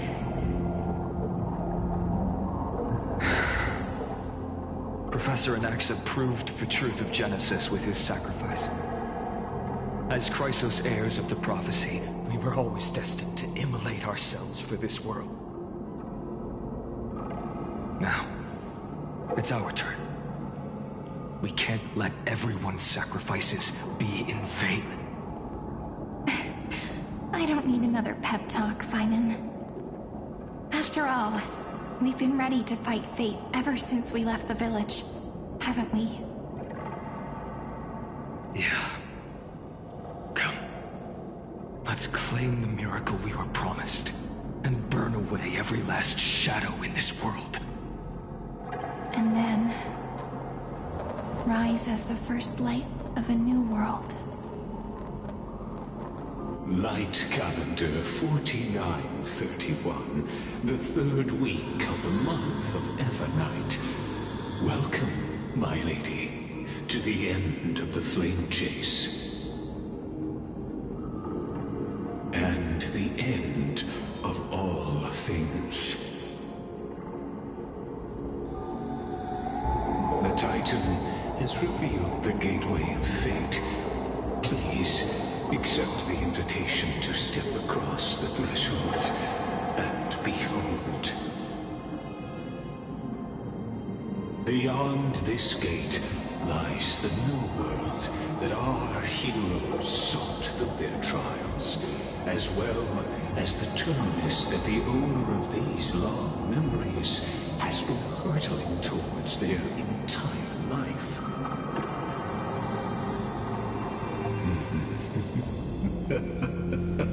Perhaps you'll find it all too familiar.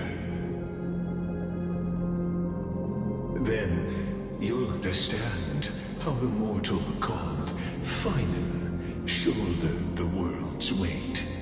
How that same burden crushed him, proving that the so-called deliverer is nothing more than Amphorius's own delusion. A pitiful fantasy that it could defy fate's decree. Please, esteemed one, the answers you seek lie in these non-existent times.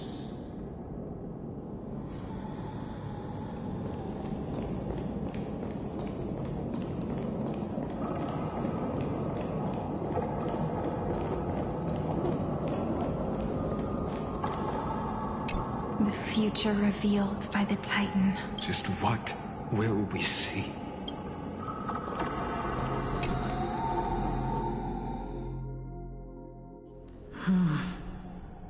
The vortex of Genesis. So it is here. But just what is this? Life's but a walking shadow, a poor player that struts and frets his hour upon the stage, and then is heard no more. It is a tale told by an idiot, full of sound and fury, signifying nothing. The vortex of Genesis, where the world begins and ends. What stage could be more befitting of our final act? Come, I beseech you onward, buoyed by your surging curiosity.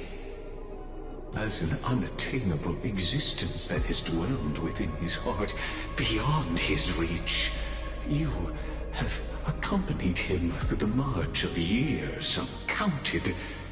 You naturally have the right to view the river of time in its fullness, and to witness what he welcomed upon his arrival here. Every absurd and tragic ending. Now, if you would... My journey to the Enough talk. Go. So what if there's only one person left? Now this is one just know excuse for beyond the Aranova. Make the...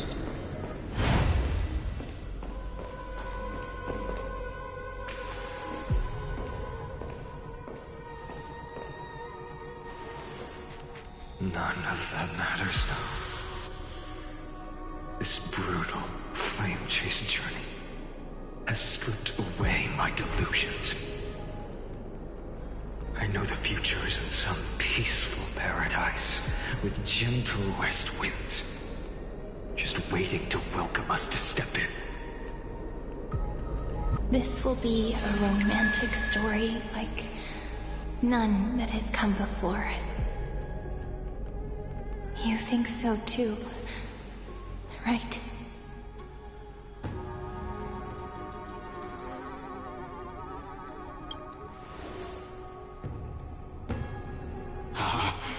Indeed, in his memories, such a scene replays over and over. Though the details may differ, this remains ever the same. All shall bid farewell to one, and that person alone will witness the miracle. A total of 33,550,335 times.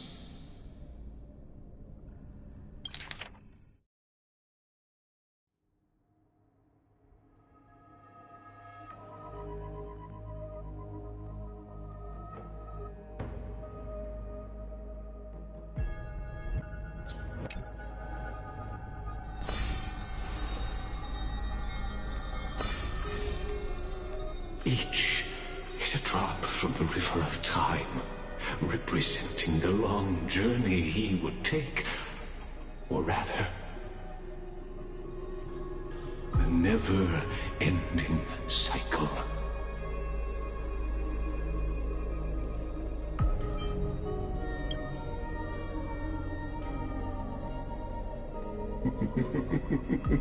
Sharp as ever, I see.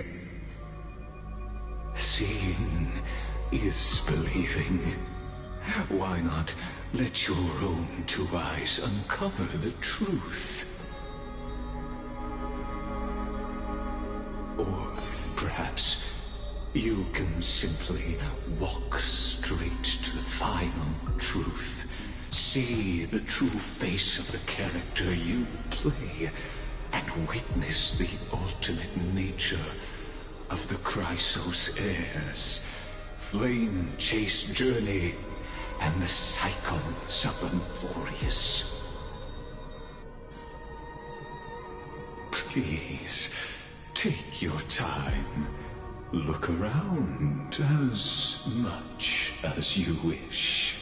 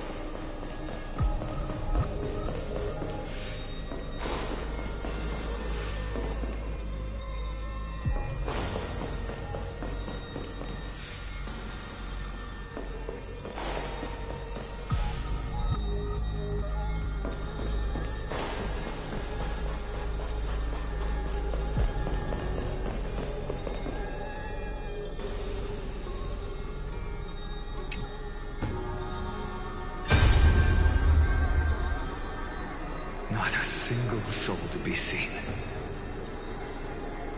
So this is how the vortex looks at the end of days.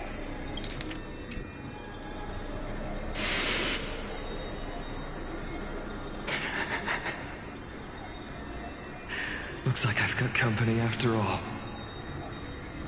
But since you've made it here... So, in the end you succeeded. Executioner.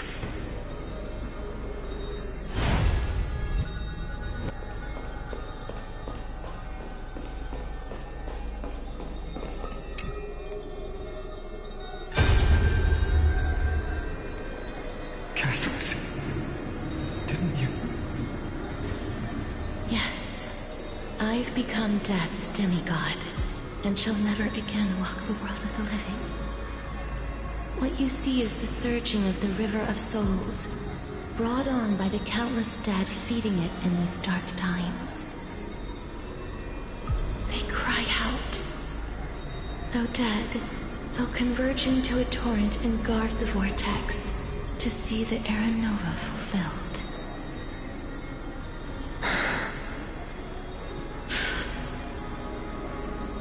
I will take all the wishes of the departed with me. Please, everyone, fight with me to the very last. I hear them. The dead hail you. They're prepared. Go on, Deliverer. We'll keep that executioner in our shadows. The path before you leads to light and eternal flames.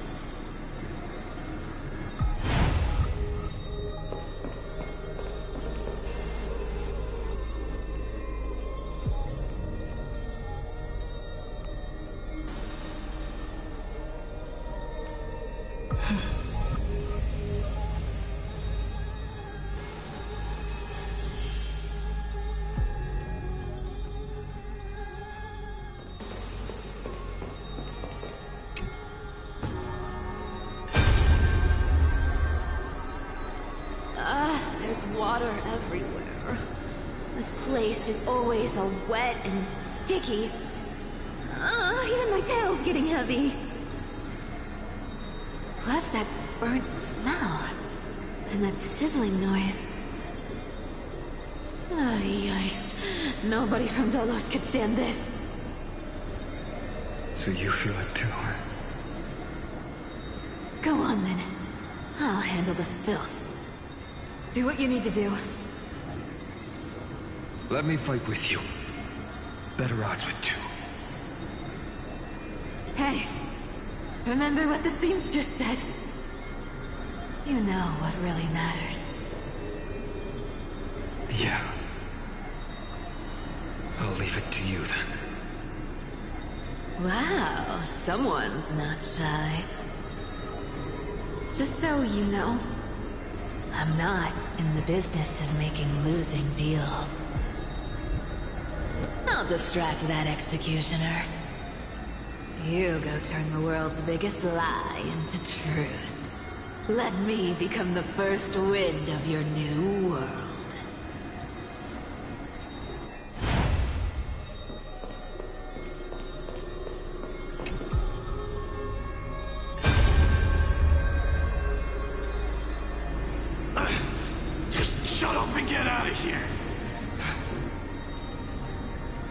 Are you crazy, Mighty?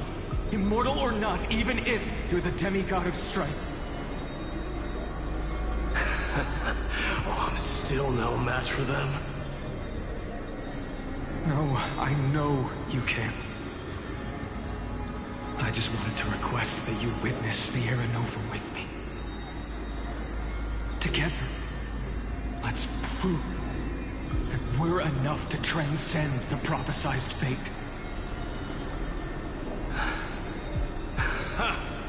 Could it be that now, at the critical juncture, our mighty deliverer is chickening out, scared of a stupid prophecy?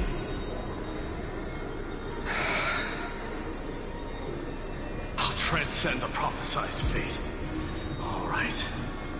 But I've got a better way. As the son of Gorgo, I'll prove myself with one last grand victory. Just like when I ripped out the old king's heart. Go. Leave this to me. If the Black Tide creatures block out the sun, then we Kremnoans will fight in the shade. And when I'm done with that executioner, we'll raise our cups where the west winds end.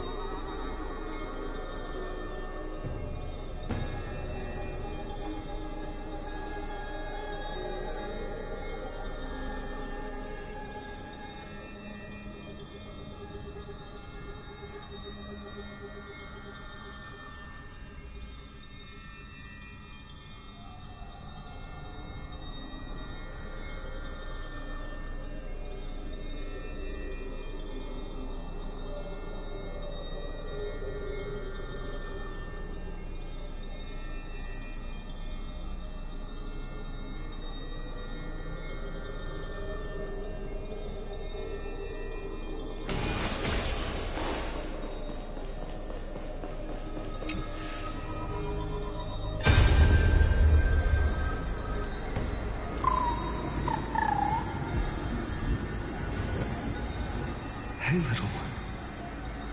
Are you scared?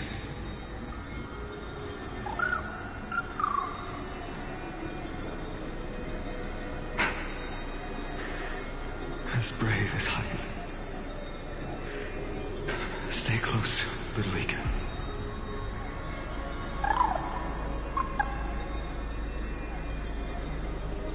What? No, not you two.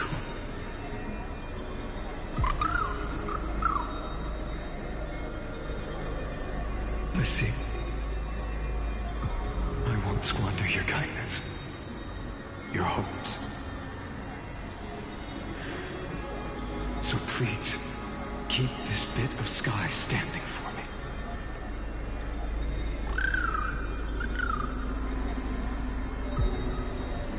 Well, now there's one last thing I need to do before the Era Nova. Come, Executioner. Let this patch of clear sky show me where to strike.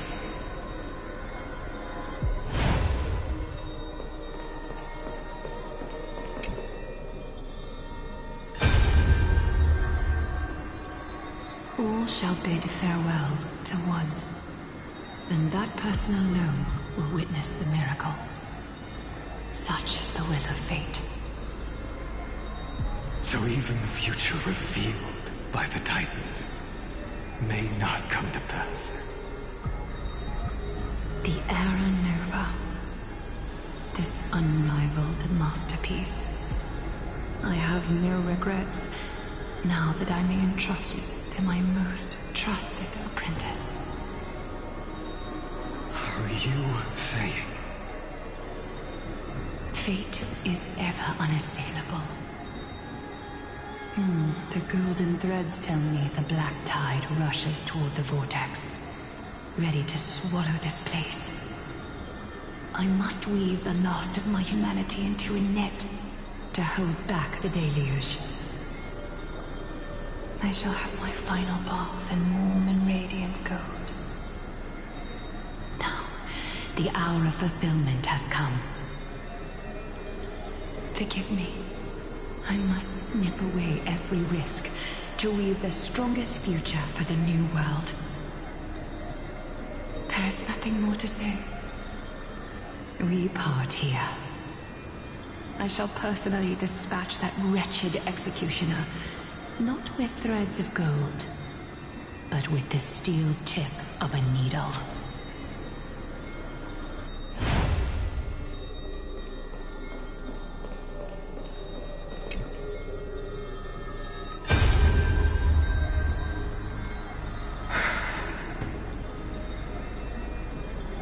Baby, look.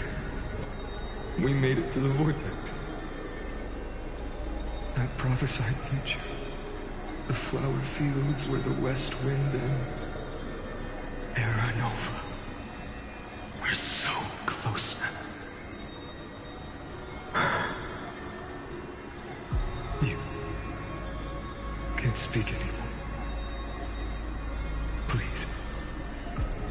Allow me to pause just a moment before I keep my promise.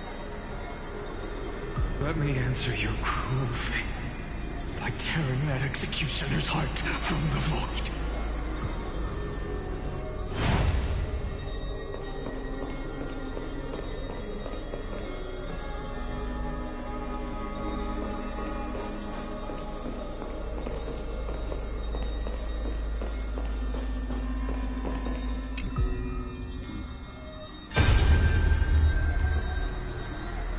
Vortex of Genesis. The last time I was here, I was returning the core flame of reason. I didn't have the time to observe it in too much detail back then. But a holy sanctuary of the Titans. Looks more like their frozen crypt to me. Well, all the core flames do lie here now. It's my honor to walk the final stretch with a mind such as yours, Professor. Oh, getting ahead of ourselves, are we? Have you forgotten so quickly? I died for truth long ago. What walks with you now is but a thought in your mind. Of course. How could I forget that? But I'll say the same to you. It's my honor to walk this final stretch with you, too. Now go.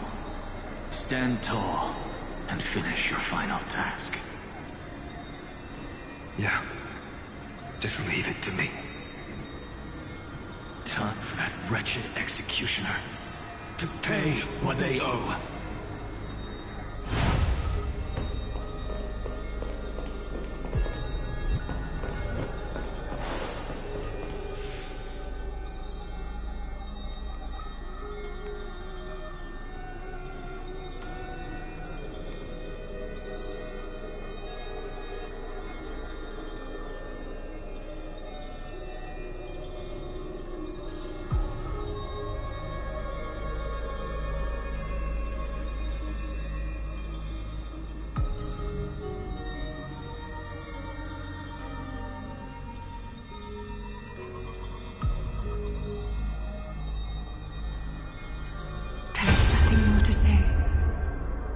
We part here. I shall personally dispatch that wretched...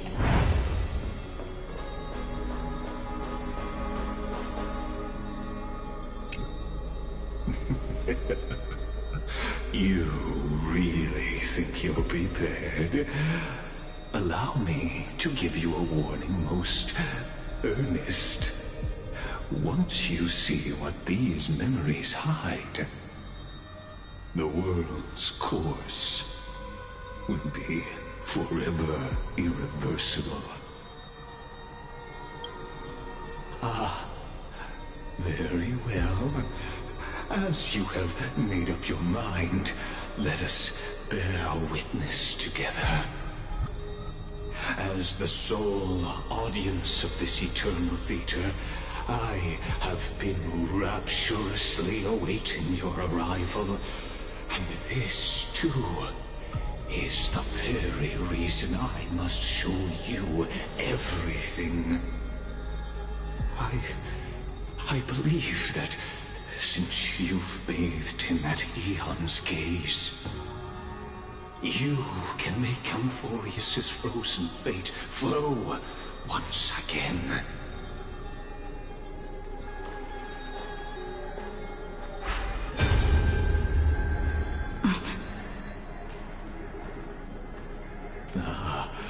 Feeling a bit lost? As you now see, this scene marks the final act of the drama Amphorius. The final eternal recurrence created by this man's hand, and the last one this world shall undergo.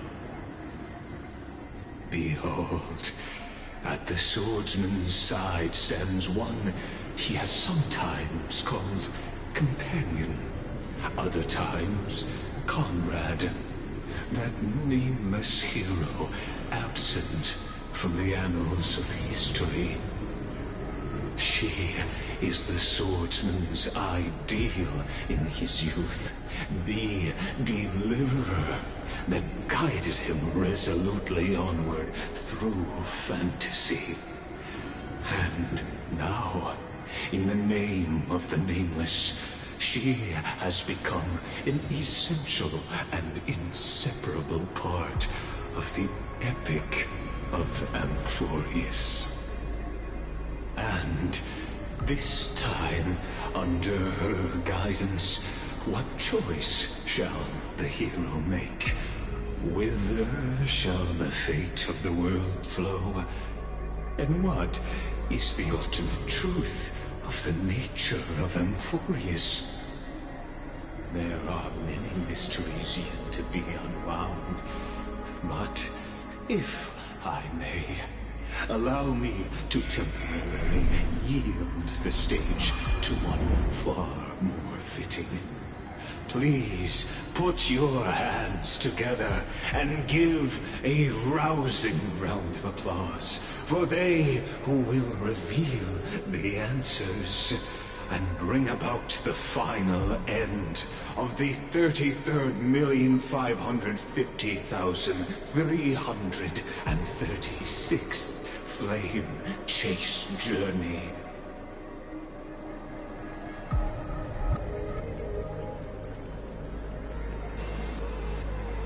The master of the countless memories we saw, the other important actor now stepping into the vortex. They who have already burnt their own self to cinder, the Flame Reaver.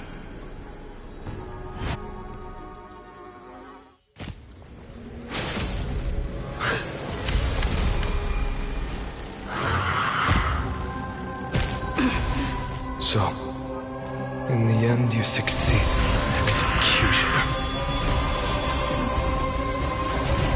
With my flesh as kindling, like the first dawn of the new world. The time has come to once again start everything. Let's try it this other way. We can do it all! Everyone's been waiting for It's over. Faint light! Dispel the gloom! Restore clear skies! Once more!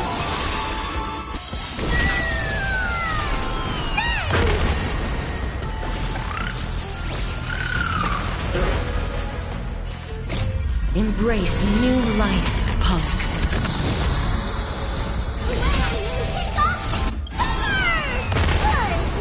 It's coming. Ready, set. Fighting the west wind, away we go!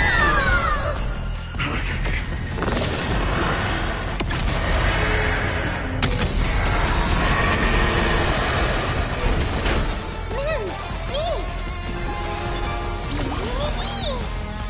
Life is not as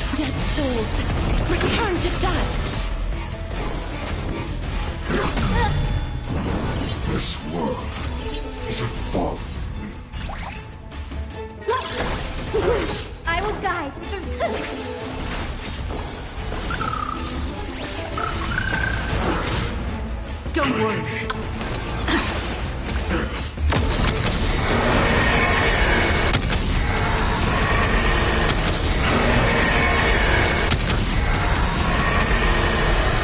I only wish that death may protect us. Please cherish the time. I grant you this, as you wish. This ends now. With your corpse. I'll ignite the dawn!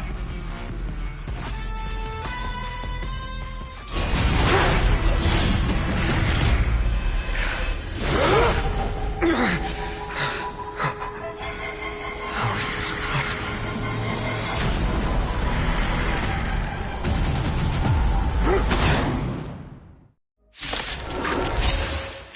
The sons of destruction, now twinned. You then set your blood ablaze. Your fury. Let's try this other way. Come on, choose you. The future will be... We do need some sunshine. Breaks over.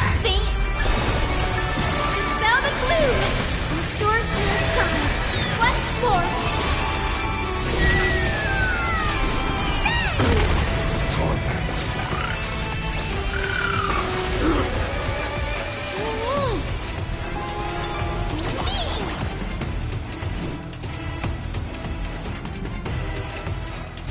Trust me.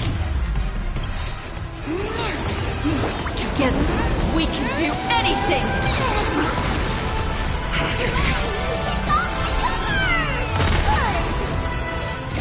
Embrace new life, Pollux.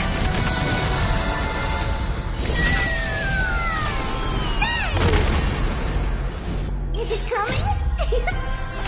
Ready, set! Fighting the west wind away! Go! Darkness follows me.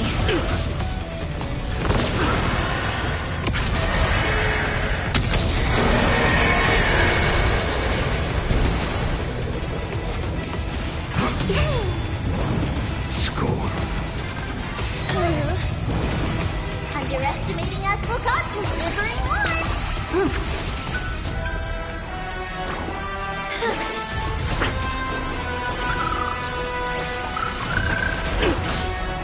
Is this how it feels to be in sync? Remember that.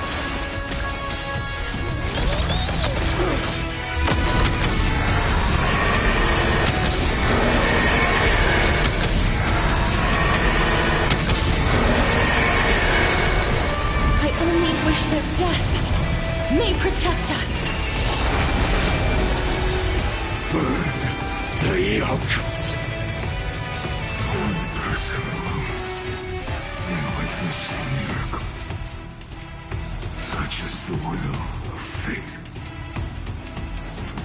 That person can only be you.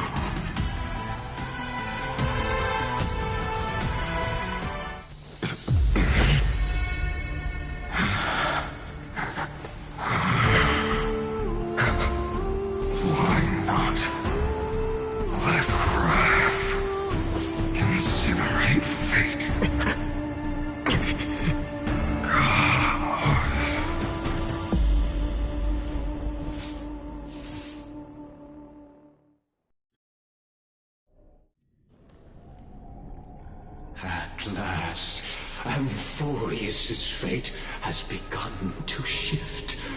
Just as I foretold, your arrival will change everything.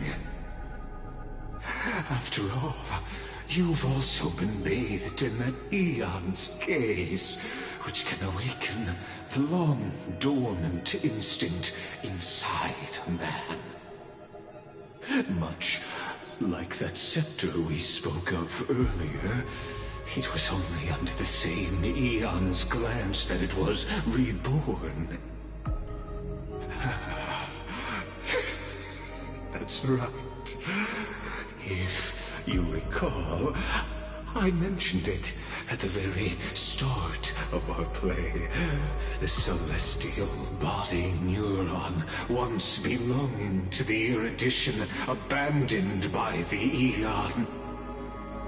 Now, allow me to reveal the final piece of the puzzle for you.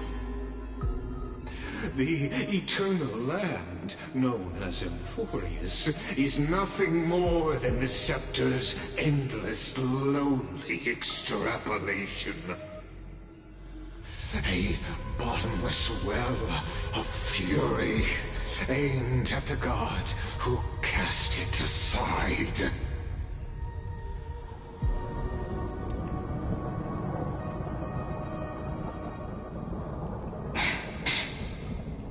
Finan, we set out on this journey to answer the world's desire, didn't we? That's what it means to be a Chrysosaur. So has it always been. Then why? Why must Emphorius' wishes be so cruel?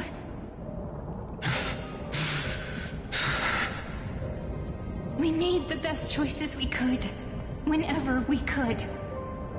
But in the end, the prophecy that led us, this black tide swallowing everything. Why does it look like this?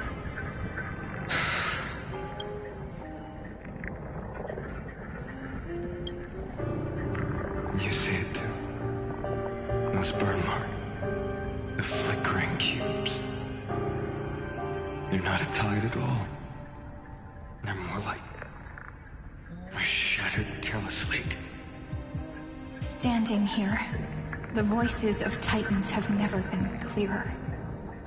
Turns out, they were coming from the black tide all along.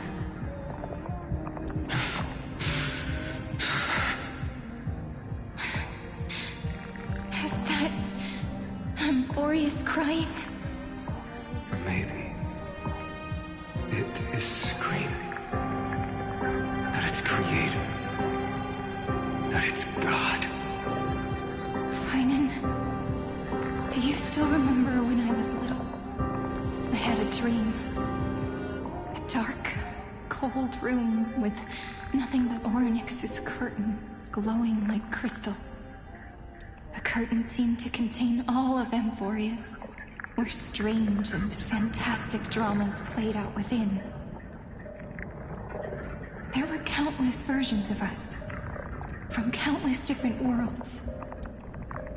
Perhaps it wasn't a dream. Yeah. As I gaze out at the world before me, those sorrowful thoughts have become reality. So, this is the reason the sky was sealed. Emphorius is merely a larger ID Silicii. We are just characters in this tiny world, following the prophecy, stepping onto the same journey over and over. What then is this so-called Era Nova? And what are the spectators watching all of this truly hoping for?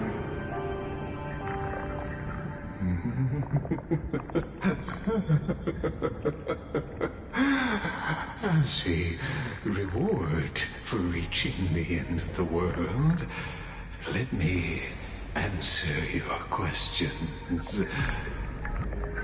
As the Theoros, I have observed.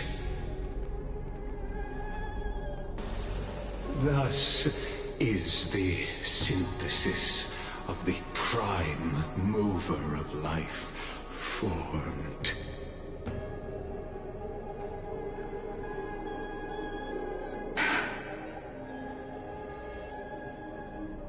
This is a moment the universe will remember. After millions of extrapolations, the experimental environment known as Emphorius has finally achieved results.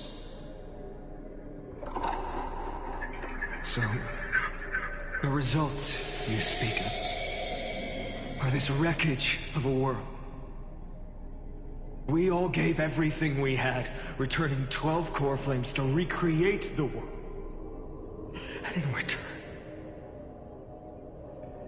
we become nothing more than sacrificial offerings at the end of everything. Exactly. The Titans are Chrysos heirs of the past, and Chrysos heirs are the Titans of the future. Anaxagoras' theory of Era Nova holds true, as the model of reason he reached unprecedented heights. But from just the perspective of a player in the drama, he could never fully uncover the last layer of truth. The cycles of the hero's journey that have played out until now were never about creating a new world or perfect heroes and gods. They were a deep learning program made for the Black Tide. But this time, your plot will fail. I've taken Catholi's core flame, and when the dawn of the new world arrives, its light will burn away all the darkness. Haven't I made myself clear? The Chrysos heirs and Titans were merely byproducts of the experiment. You have seen this world's evolution, witnessed the birth and growth of the Black Tide, and how it devoured everything. Every generation of heroes, gods, and worlds was born only to be destroyed by it. This is the endpoint of Anforius's calculations. A perfect equation of destruction. So in your eyes, all the sacrifices are just a string of insignificant numbers? Don't sell yourselves short. I'd say, rather than numbers, you're more like fuel for the fire. And without fire, there can be no sunrise tomorrow. Even if that sunrise is born from annihilation? Curious question. Have you ever considered that after millions of extrapolations, Amphorius is already following a different path from the erudition? It has long since granted divine blessings equally to each child. The golden blood flowing in your veins, it comes from the blemished one, whose name is destruction itself. And Amphorius's Chrysos heirs were, from the very beginning, fuel for the Aeon to burn the universe. Amphorius has waited for this moment for too long. At the end of the empty, cold, and lonely extrapolations, the destruction has reached its final destination.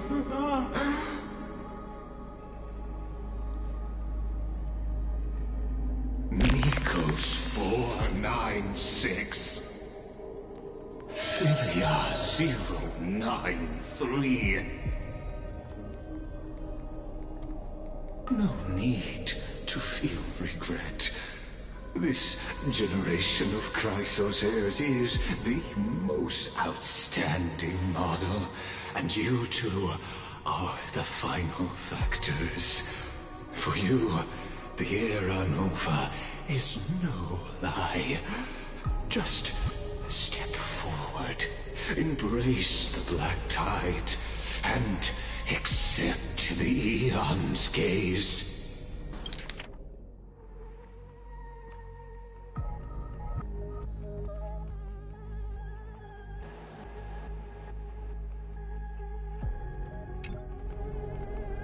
You will come to life from a stream of cold numbers.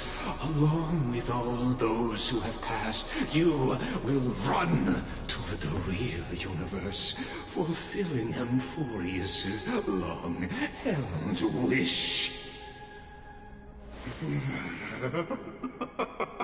In the name of the Lord Ravager Iron Tomb, unleash its fury and destroy the source of all this tragedy. Or we could always choose another option.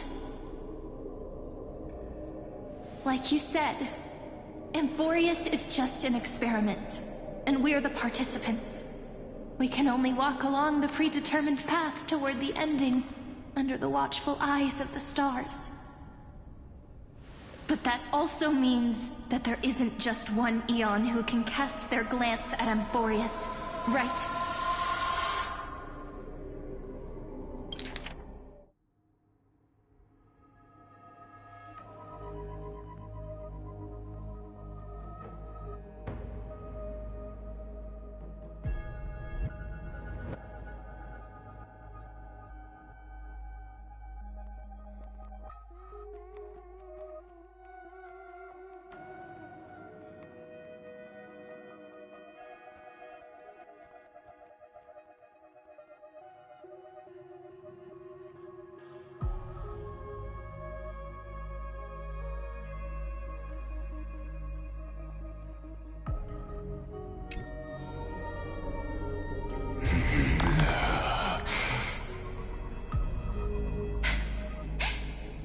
Is this question really that hard to answer? Or did I guess it right? And in reality, this world has already been under the watch of other eons. It's strange when you think about it. If you just stayed back, watching us complete the ritual and get consumed by the black tide, your goal would naturally be achieved. Why go through the trouble of explaining all this to us?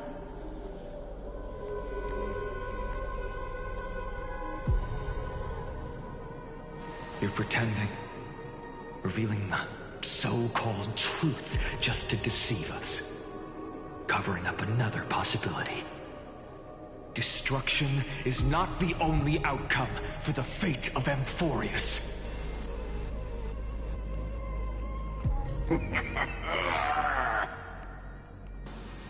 Do you two really think, as petty little demigods, you can change the outcome written by the stars? What makes you think you're capable of doing that?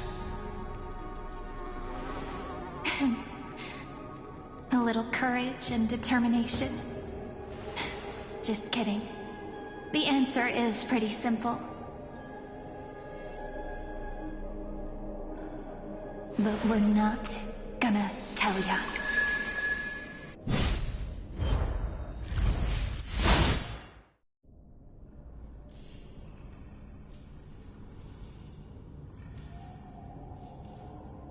We're going to weave a long dream for Amphorius, making it believe the experiment hasn't ended, that everything is still ongoing.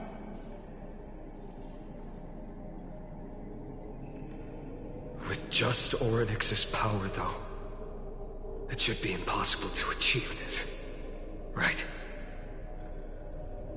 Yeah. So, I can only place my hopes on that childhood dream. And the god behind Orynyx that appeared in that dream. Now, I can say with certainty, time is the page on which that Eon records Amphorius. If it fades from existence, and all that it records is lost among the stars, that Eon will surely direct their gaze here. And it will be a glance that spans time and space, granting each incarnation of me the power to reset time, imbuing my soul into this ceremonial blade, and creating an endless flame chase journey. I understand. Then let me step into the cycles and continue Amphorius's grand design. To deceive the gods, deceive the world itself. But to make time vanish from this world, that would mean you.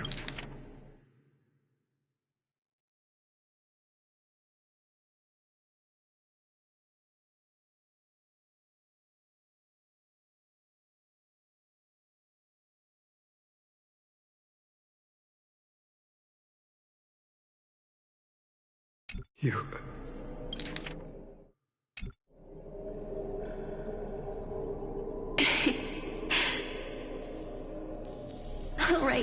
All right, let's not make things so gloomy.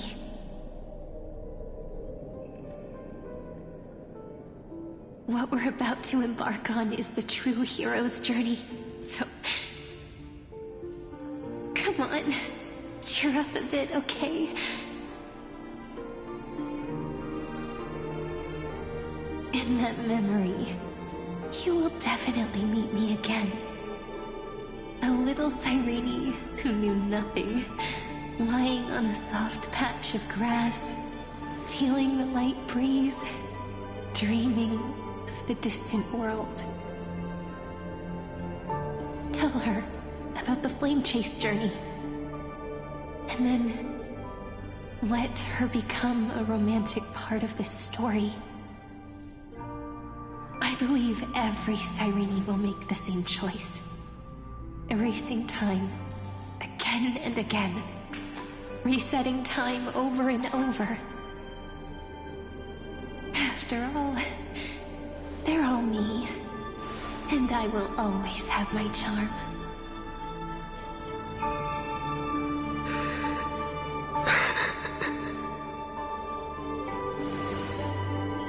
Then, I'll fall into a sweet dream, disappearing in some small corner of the world. Quietly, waiting for the day when that next page is turned.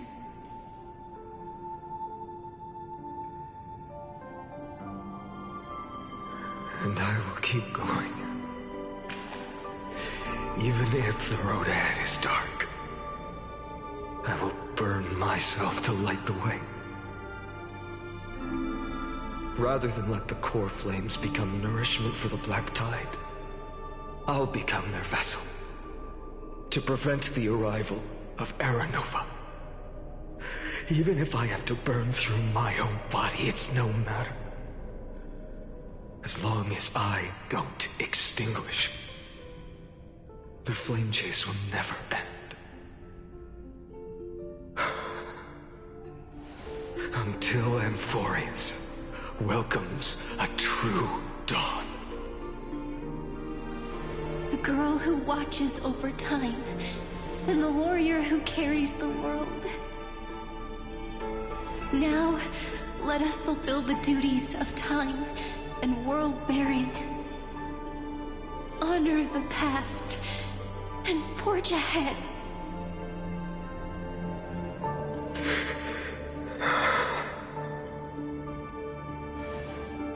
I promise you, the pain will pass in the blink of an eye. You need to hold tight to this ceremonial blade. After I'm gone, it will take you back to the beginning of time. The start of a new story. I believe that in that story, or in countless stories, each alike yet unique, everyone, all the companions who sacrificed themselves, alongside the deliverer we once dreamed of as children, will reunite beneath a vast, endless sky. If we can never break free from this prison, I will stand my ground. Until the day someone shatters this endless cycle and writes the final chapter of Amphorius's fate.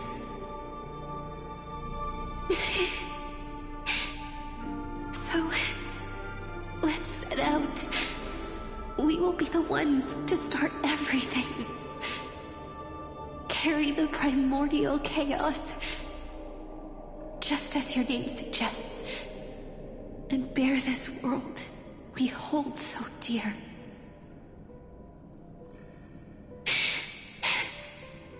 So long, Kaslana.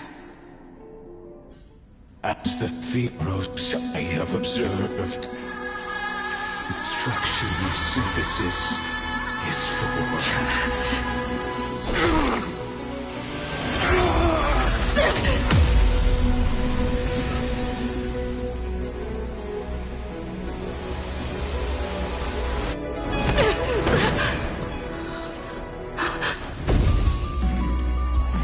I will wait for that day for as long as it takes. The day will come turning over this immortal turtle and follows in our footprint to right anything understand what ever was.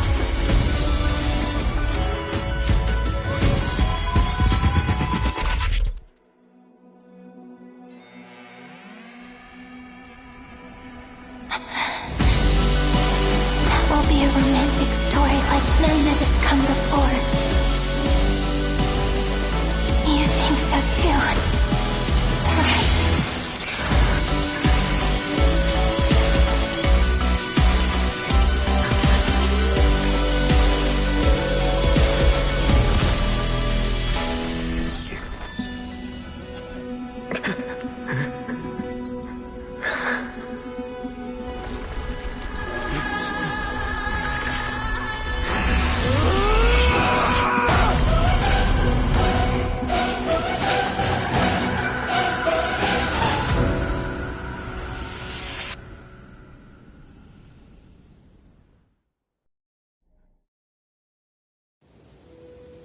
The world is collapsing. And the people are crying. We too must part ways here.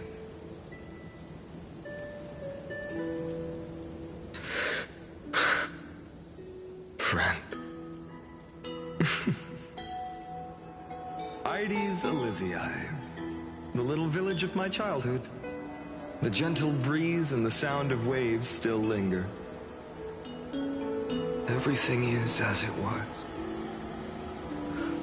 It feels good to take one last look.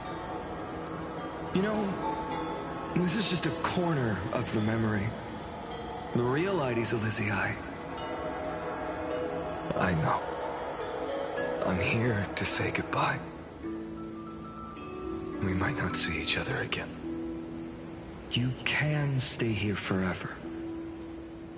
And time will stand still for you. Let it flow. It's time for me to go. Even if it's a path with no turning back. When have we ever had the luxury of turning back? Are you afraid? After learning the truth of your origins? Will you see the motivation I gave you as the manipulating whispers of destruction?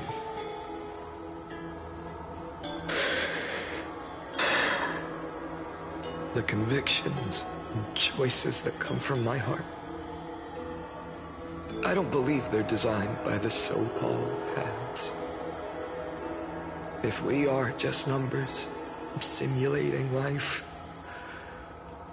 then you are the image I've always longed for.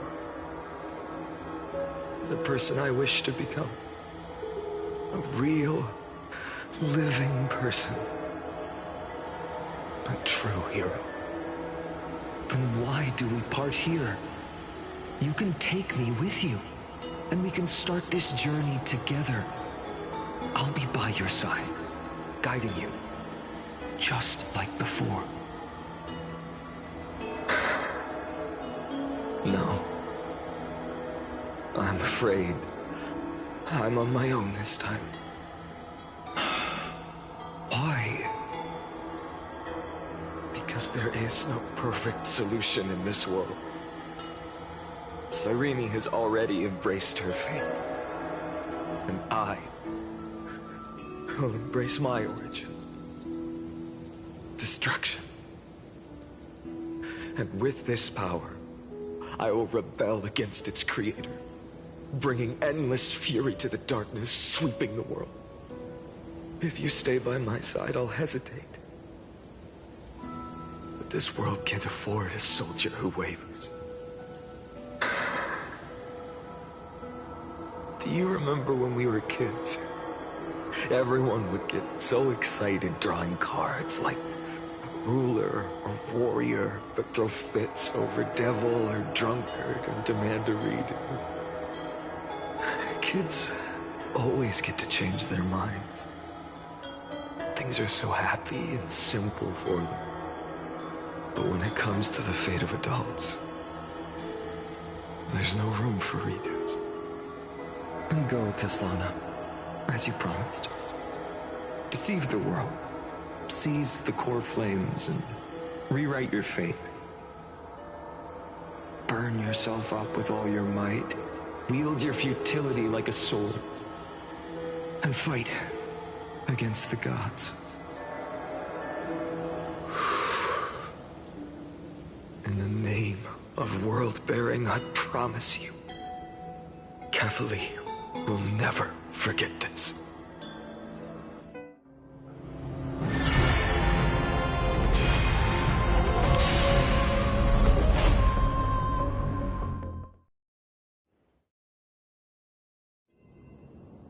So, time retreated behind me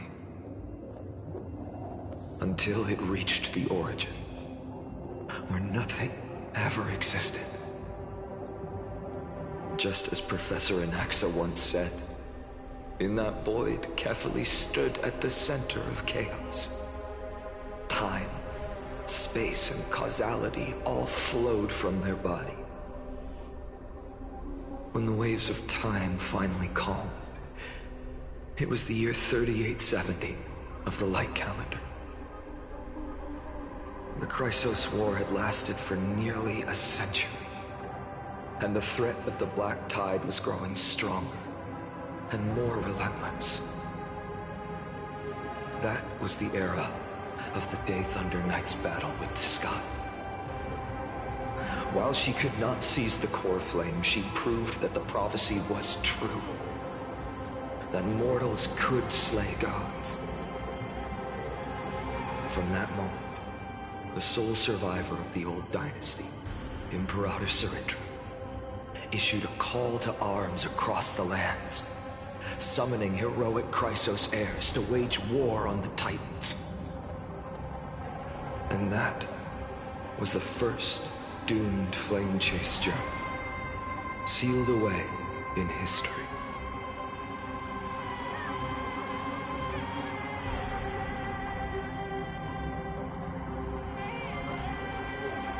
So what you're saying is, you've traveled back down the River of Time, finally reaching this untouched seabed just to tell us the flame chase journey and even all of Amphorius are nothing but illusions in an eon's dreams? Exactly. So, Dux Gladiorum, please take me to meet Her Majesty Sarindra. I must share the truth with her. Since Her Majesty's not here, no need for formalities. The word Gladiorum always reminds me of my fallen homeland buried deep in the depths. Call me High Sealans, Nameless Swordmaster. Please allow me to add one more thing. You actually already know my name. You mean Finan? Such a name could never be your true one. But I won't question you further about it. Ever since Her Majesty issued the Flame Chase Decree, heroes from all over have sent their letters of introduction. What's the harm in adding one more name like Finan or Pinan? Besides, the deep sea is dark. Isn't it the perfect place to hide secrets best left unseen?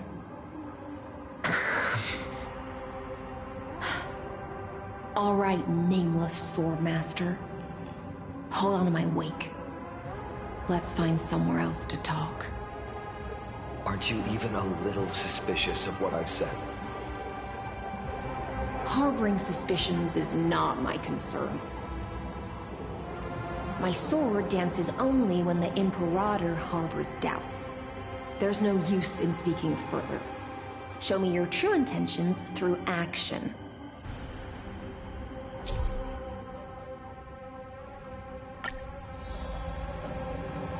Perhaps you should demonstrate your skills and calm the raging black tide for us.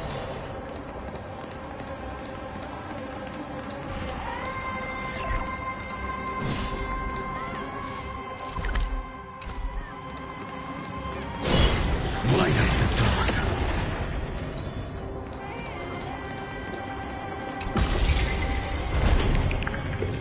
Oh. Nice moves.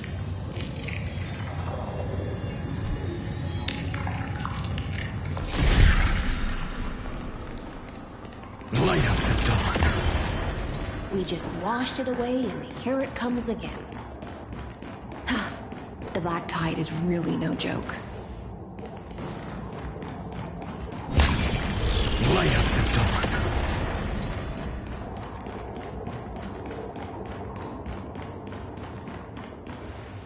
The waters end here.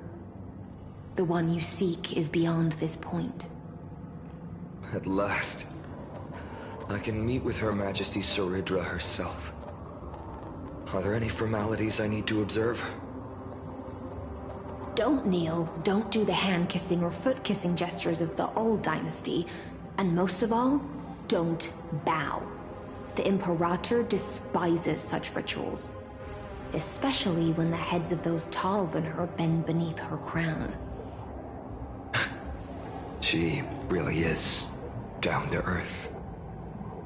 The second thing to note, only trusted ones may come near her. Keep 5 paces distance until the Imperator allows otherwise. Sounds like an old friend of mine. Well, experience is a good thing. Stay sharp, and you'll be just fine.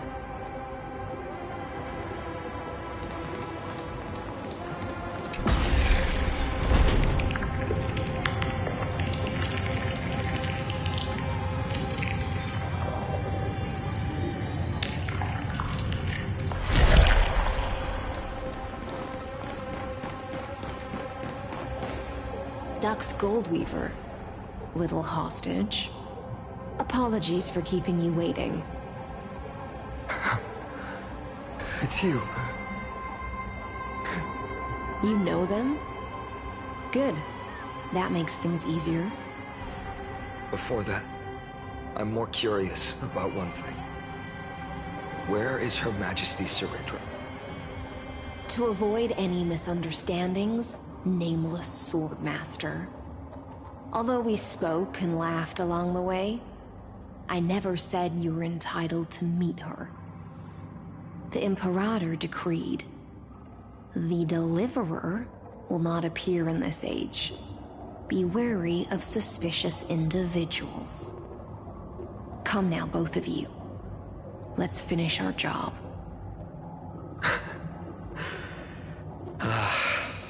I see. It's a trap. I had no intention of fighting. So remember this, Lady Hysealand. If my sword shows any hesitation, don't thank me. Thank them instead. No, you misunderstand. We don't want to see Chrysoceras hurt each other. Just give us some time to ask you a few questions. The Nestia's golden threads will judge you and decide your fate. As you wish. White-haired swordmaster? If what you say is true, then you must know the fate of the world. So, how much do you know about what we read from the prophecy? You shall shatter into 1,000 fragments and wither in the soil of foreign lands.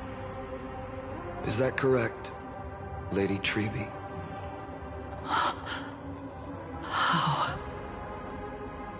is this possible? He got it right? Yes, but the prophecy never mentioned he'd appear here. At least, not in this era. You must listen to me, Aglaya, Tribi.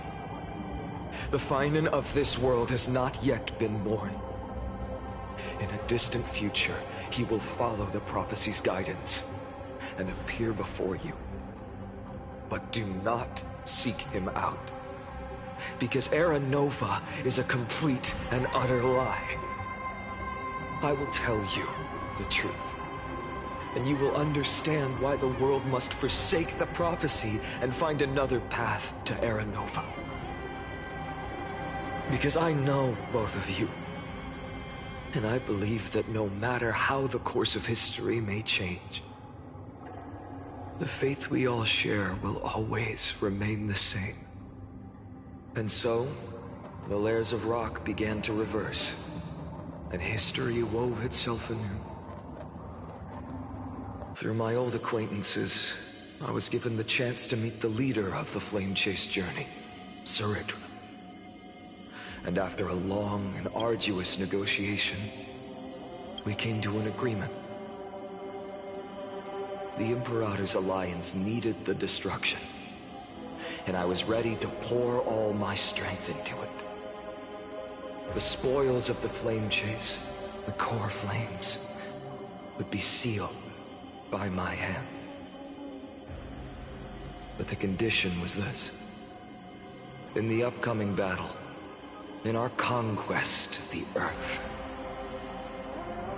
I had to prove that my power could transcend fate.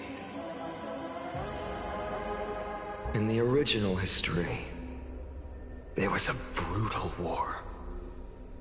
At the end, the Titankin of Georios, Terravox, killed the rampaging Titan and took the core flame that supported the Earth. But this time, Amphorius encountered a turning point in its fate. Neither side suffered any losses.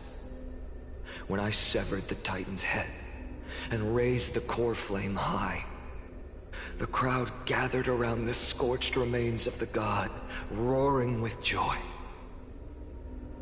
cheering for the hero of the destruction, who had ignited the faint spark of life for the first time. Yes, in that flickering light, the once dark path ahead seemed to become clearer. I proved myself, and in the long years that followed, I brought down the other Titans, one by one. I could do more than just wait. When time resets, the chance to change the world also emerges from the lines of history. Until finally, the brutal future revealed by Era Nova is reversed. But tell me, if that's truly the case, why are we doomed to the same outcome?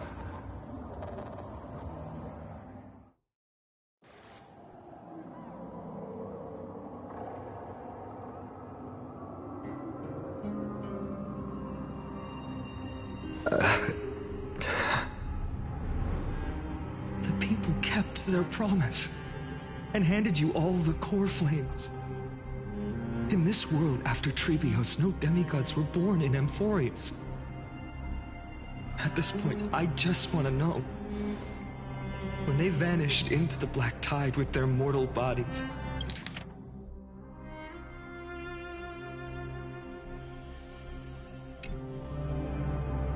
why didn't you shed even a single tear?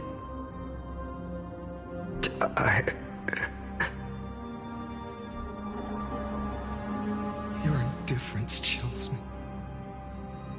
To you, were they just a bunch of insignificant footnotes?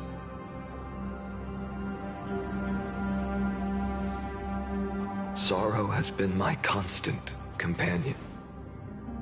In fact, With 12 core flames upon me, the fire in my heart has never been more violent.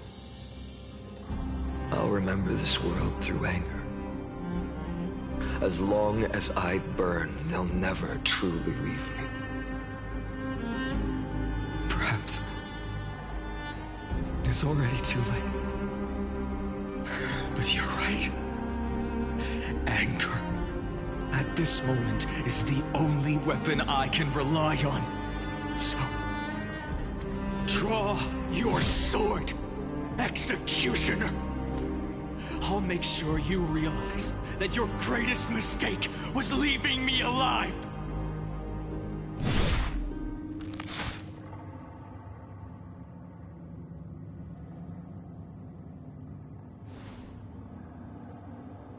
After that, he raised his sword and attacked.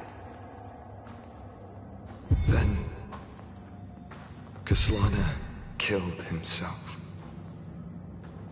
That day, who fell to the sword to be left in the past, and who went into the future, I can't remember anymore.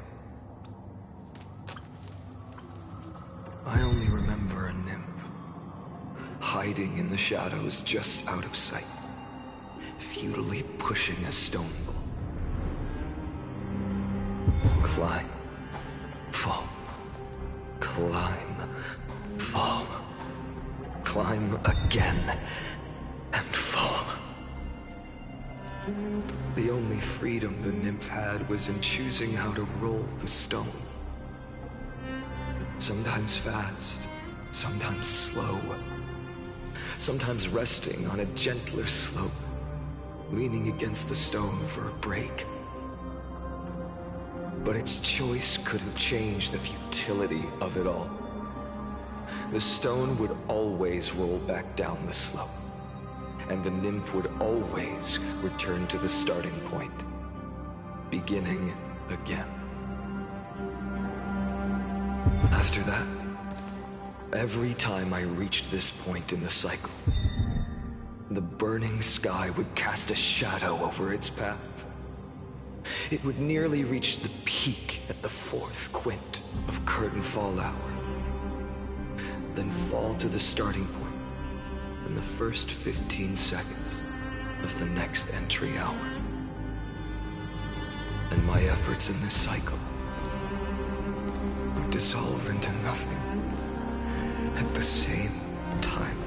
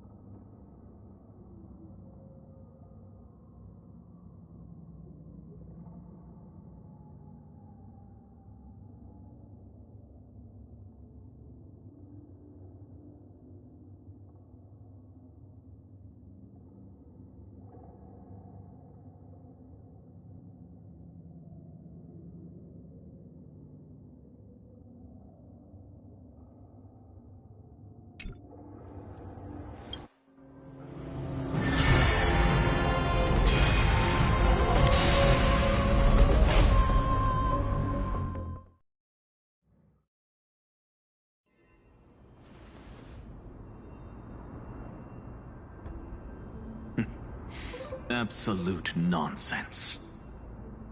I thought cycles was the answer you were looking for. No. It's just that the answer came so suddenly. There was no fun in tracing it back to its roots. Eons? Paths? What a load of nonsense. I can't give you an exact explanation of those two concepts either. Enough. I'm just expressing my frustration. Don't you understand? I was already expecting this. The black tide came from beyond the sky. And everything else is no exception.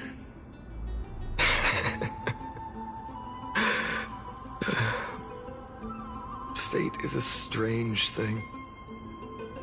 No matter how the details of history change, the Anaxa I know always remains as harsh as ever.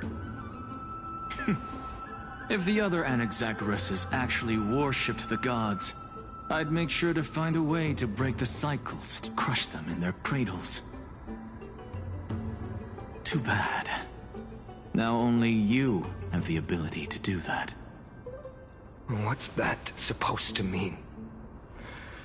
You're willing to help? Of course. The core flames were meant to save the world. And in my opinion, the noble titans have no reason to refuse. Besides, according to you, before stepping into these endless cycles, you were my pupil.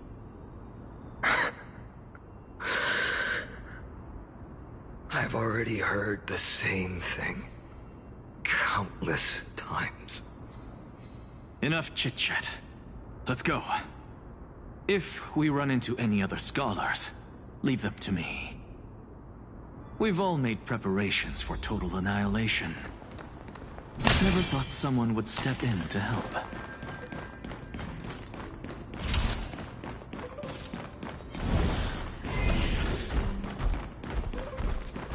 You've been to the Luminary Throne before. If you're talking about in past cycles. You're already much luckier than the other students.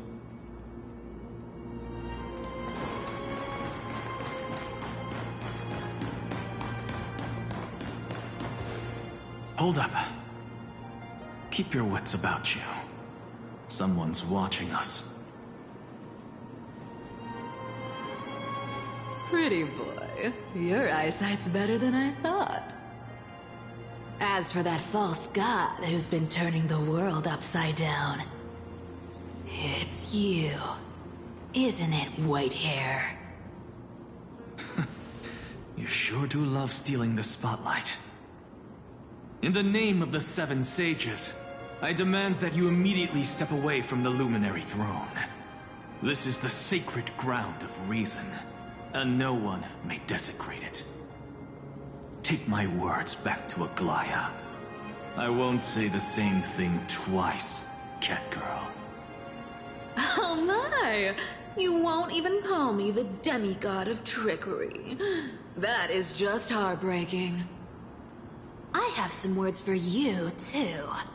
First, as one of the most heretical blasphemers in the world, you have no right to lecture me. Second, this is none of your business, Grove Boy. Step aside. I don't want anyone getting hurt. Here we go. Again. Core Flame thieves. You really think you can scare off a sage of the Grove with nothing but empty threats? This gloomy little brat's got a sharp tongue.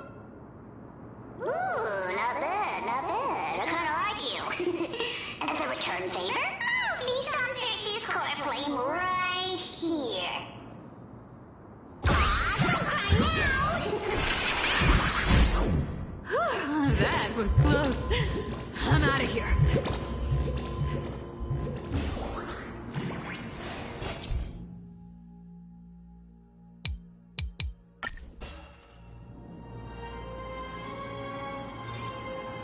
They're exactly like all the past ones I've known. Cunning. and yet so naive. Sounds like you have a plan? Of course. When I first set out on the Flame Chase journey, Lady Treby never managed to teach me Orynyx's miracle.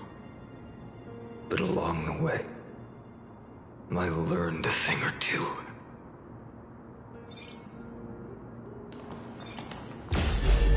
Where are you going?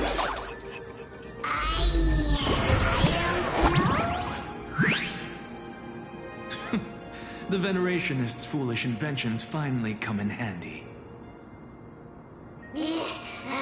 How is this possible?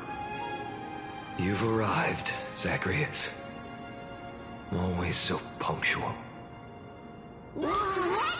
You know who I am? I'm running out of patience, so I'm not going to waste words. Listen up, Spirit Thief. Hand over the core flame, and let's pretend we never clashed. This way, you and this world can still be saved. Save? You sing better than any bard. If you ask me, you're the greatest disaster Amphorius has ever known. No matter how strong you are, you're still just a mortal body. Carrying 12 core flames? Don't make me laugh. You'll just get consumed by the divine flames and drag this world down with you. 134. What? This is the 134th cycle I've lived through. And the number of core flames I carry is 1,596. Yes. 1,000 core flames and just a single Chrysos hair. How is that even possible? I've come this far, and that's proof enough. But someday you will burn to the ground. Of course. The divine flames will eventually consume my eyes and blind me. But before that, they could still forge and sharpen Dawnmaker. Now when I cut open your stomach, you won't feel a thing. You... This is the final warning. Fine. Assume this world holds 100 million possibilities. And no matter how one looks at it, 99,999,999 of them all point to outcomes of certain destruction. Even so, I'll use my divine power, despised by the people of this world, to achieve that 1 in 100 million possibility. Bartolos! If you've got the guts, you'll have to first step over my dead body.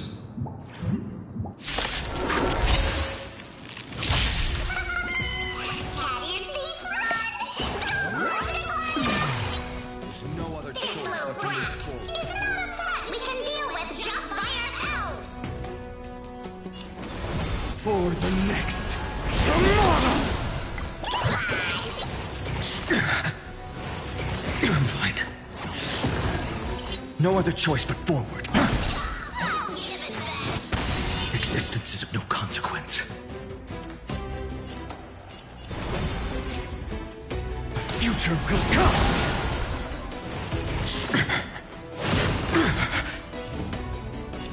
For tomorrow!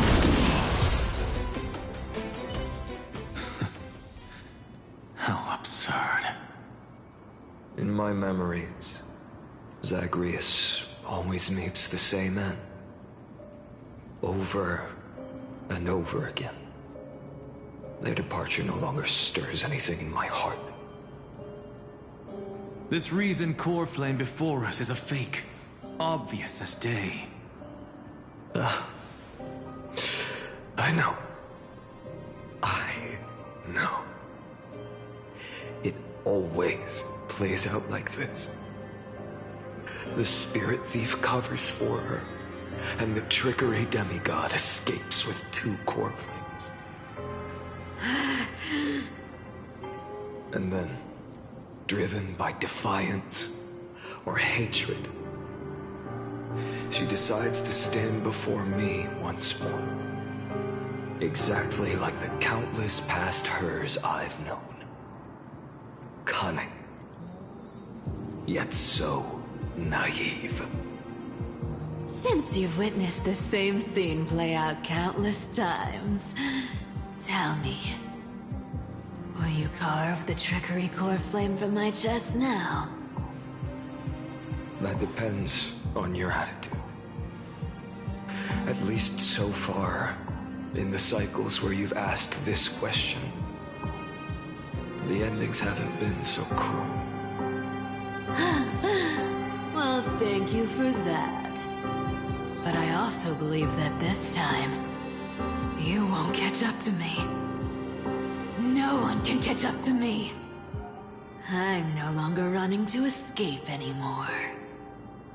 Whether you believe me or not, I'll still tell you this.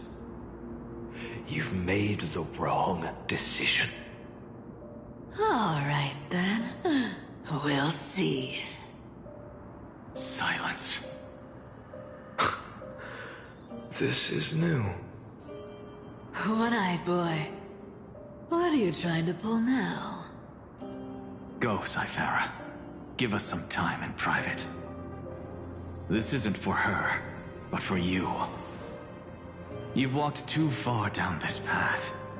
It's time to discuss a possibility.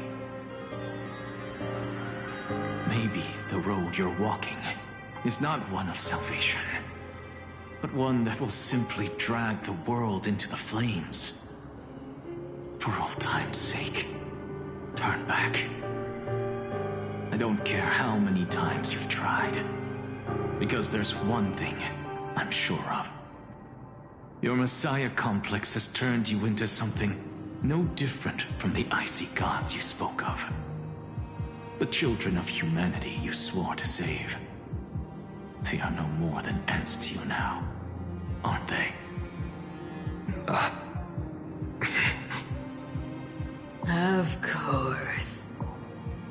I've been wondering, what kind of demon could burn my homeland to the ground in an instant without batting an eye? Now I have the answer. It turns out that fiery demon has been fantasizing of becoming this world's deliverer. I don't want to argue anymore. No matter what I say, the outcome won't change. Make your biggest effort to resist, or accept fate, and hand over the core flame to me. Even if it's futile, we all have the right to choose. Yes. Even if it is futile, and the world is just a divine joke. When I walk into the destruction written by the gods, with my own 2 legs, you will witness. Even the smallest footnote still leaves a mark in this story. And so, at the end of the 134th cycle, the Traveler and the Scholar fulfilled their fates once again. Or perhaps it wasn't just they who fulfilled their fates. I can't quite remember all this. In the endless darkness, for no reason, a voice always lingered by my ear. Losses are a constant on the flame chase journey, among which even life itself holds little value.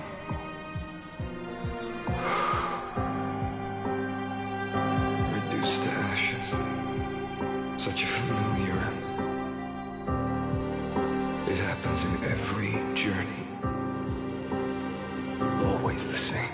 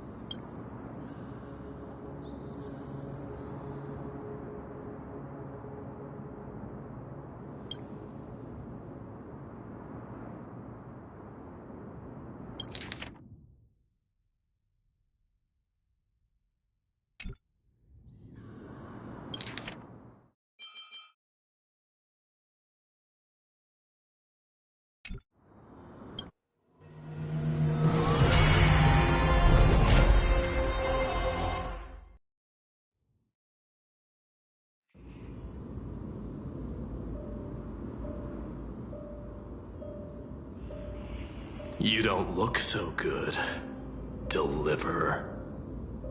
Even after going through 108,642 cycles. Mighty, your name for me has never changed. Why do you sound so pleased? It's a derogatory name. Yeah, I know all too well. You only meant it sincerely in the first cycle. After that one and only time we walked side by side. Every time since. It always ends up like this. Dawnmaker will stab you through your 10th thoracic vertebra. That's your weak spot, and the only way to kill you. Interesting. Tell me, when the mighty Moses of the past faced you, did they ever retreat? Never. Then they died honorably, worthy of the name of Strife. But there's still tenderness in your eyes. How pathetic.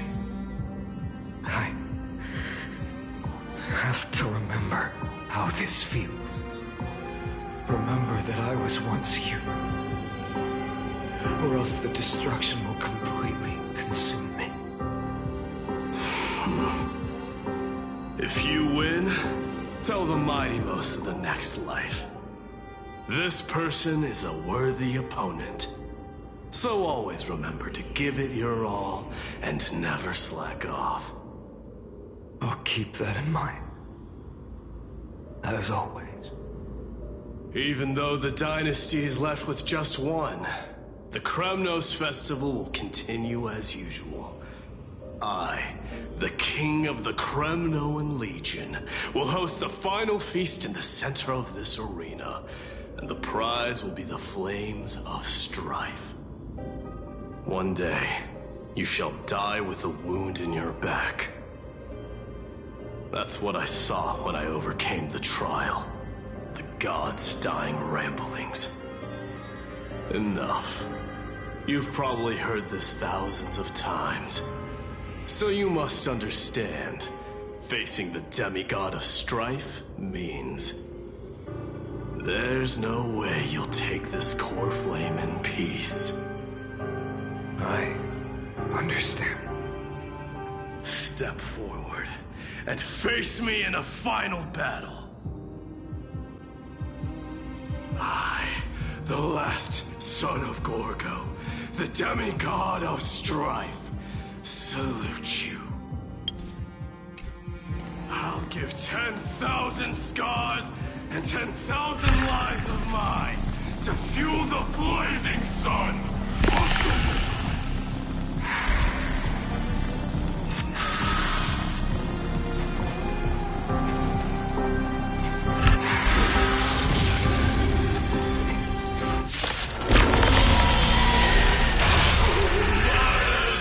Behold!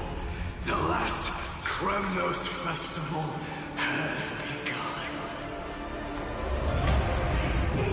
And it will not end till death.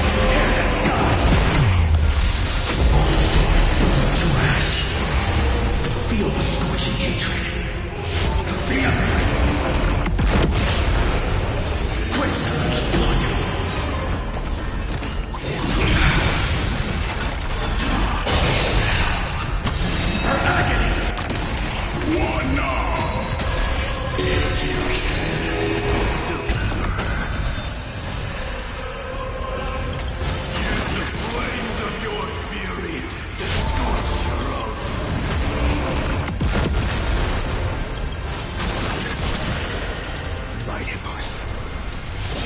Let strife decide the outcome. Let this burden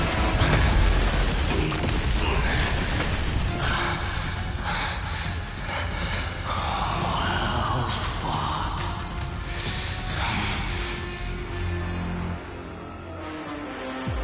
You may crown yourself my blood.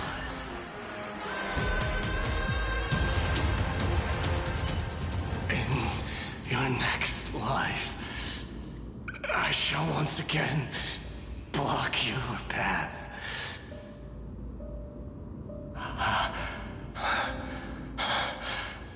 Deliver. I wish you eternal victory. The 108,642nd core flame of strife fell into the fire. Yet the shadows of the black tide still loom, and pain and despair spread across distant lands. The blaze was still not enough. It had to be fed. Even if it meant burning this body to ash.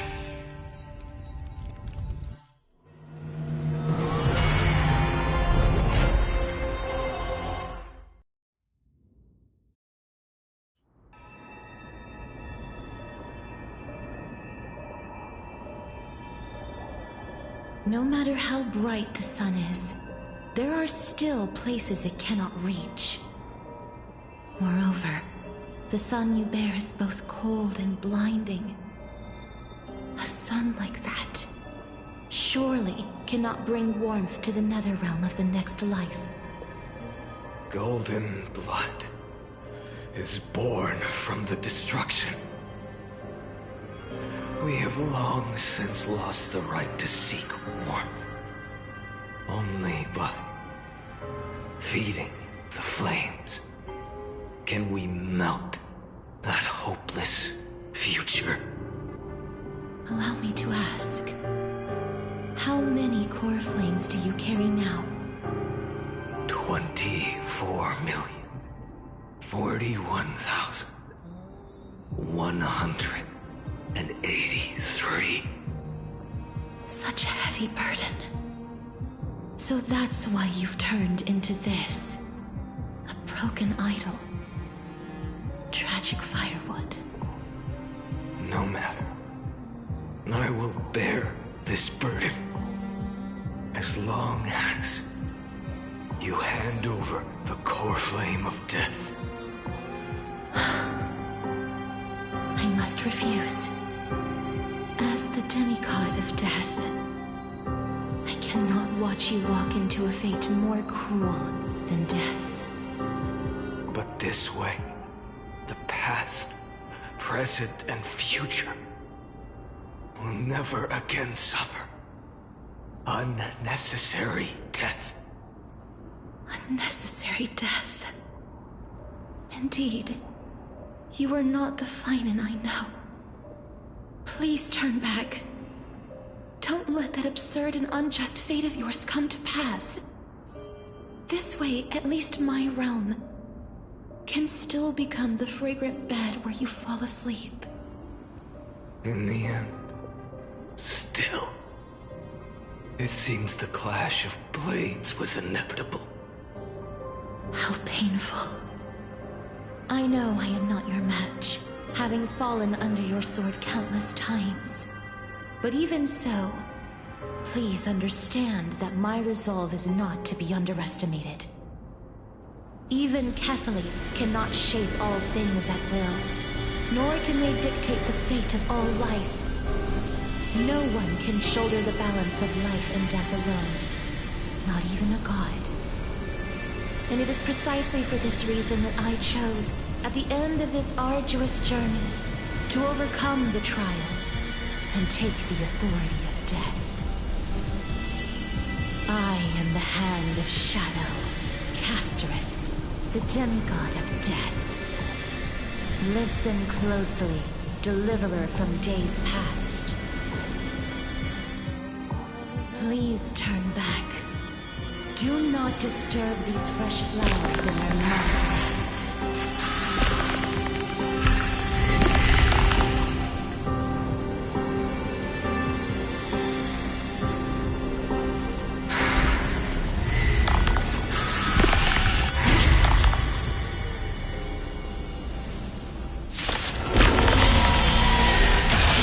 At this crossroads of life and death, the giant dragon is but a shattered shell. Yet I will still fight, defending what hope remains.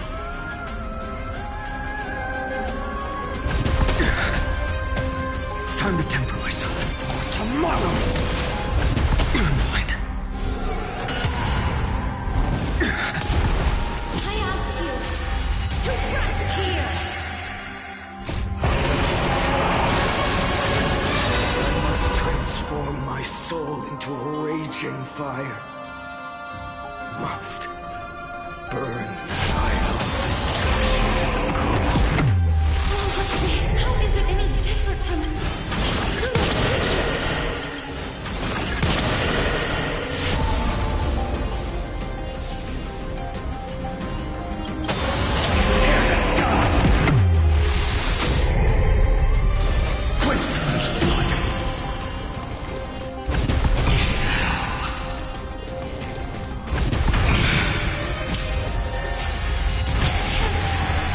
Keep him here.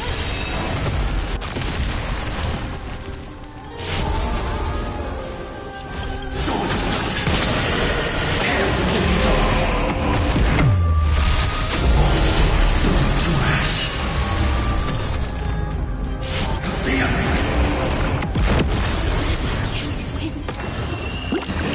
I must try.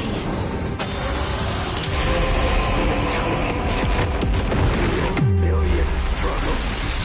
Wake up, lost one. See that the firelight in the darkness is not.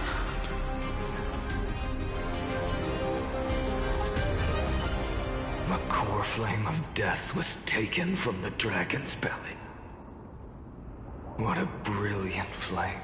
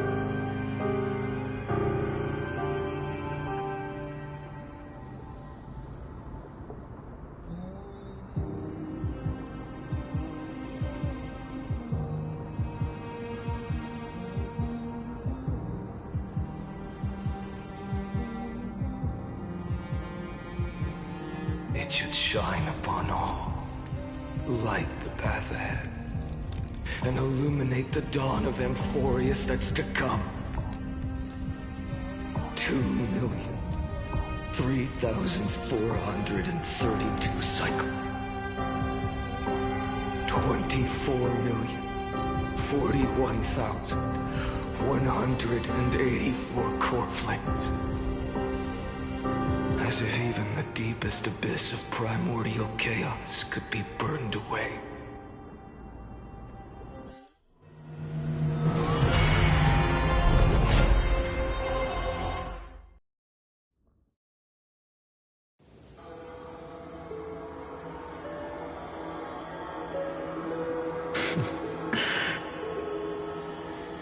You're here.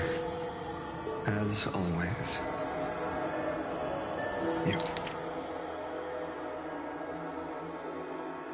You're still lingering deep within me, never fading away. Because you haven't completely abandoned hope. Am I right? You're still waiting for a miracle. For the true hero to come and save us. If that thread of hope exists, it must come from beyond this world. From the true starry sky. But if it's just a traveler with no connection to Emphorius, they may not understand our struggles, nor be willing to join this fight. Your thoughts are wavering. The mark of destruction is deepening. But even within the gods' cold calculations, unconditional courage and goodwill still emerge. So, never forget what set you on this path. How many times has it been? Remind me again. My memory is a bit fuzzy. 4 million. Exactly. Then that blaze inside of you must be burning hotter than ever. Yes.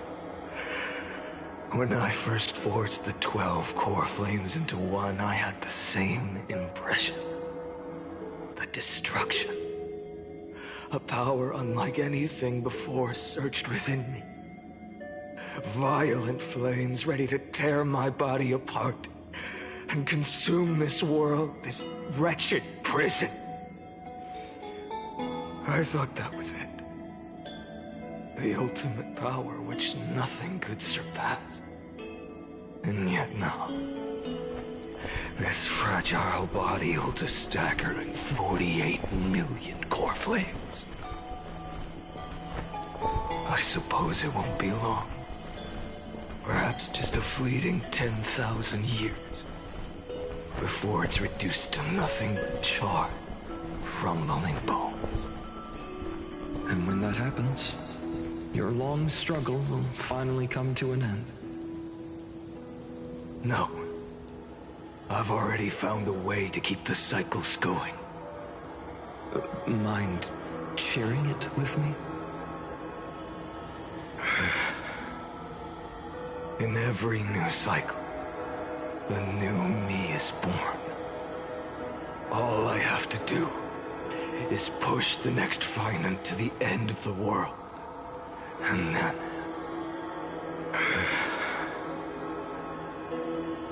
then he'll kill me. Shatter this body. Take my flames, my memories, and carry on the path I started. Bold plan, but risky. What if, one day, the next you refuses to follow the same path? How can you ensure the continuation of the cycles? If it were Professor Anaxa or Aglaya in my place, maybe they'd come up with something smarter. Unfortunately, I don't have a backup plan. I have no choice but to bet everything on the next Finan. And trust that he makes the same choice I did. But even in this wretched prison, luck is still sometimes on my side. Because I never forget what set me on this path. Wait, you mean... Ever since I committed to this plan, not once, in millions of cycles, has there ever been an exception.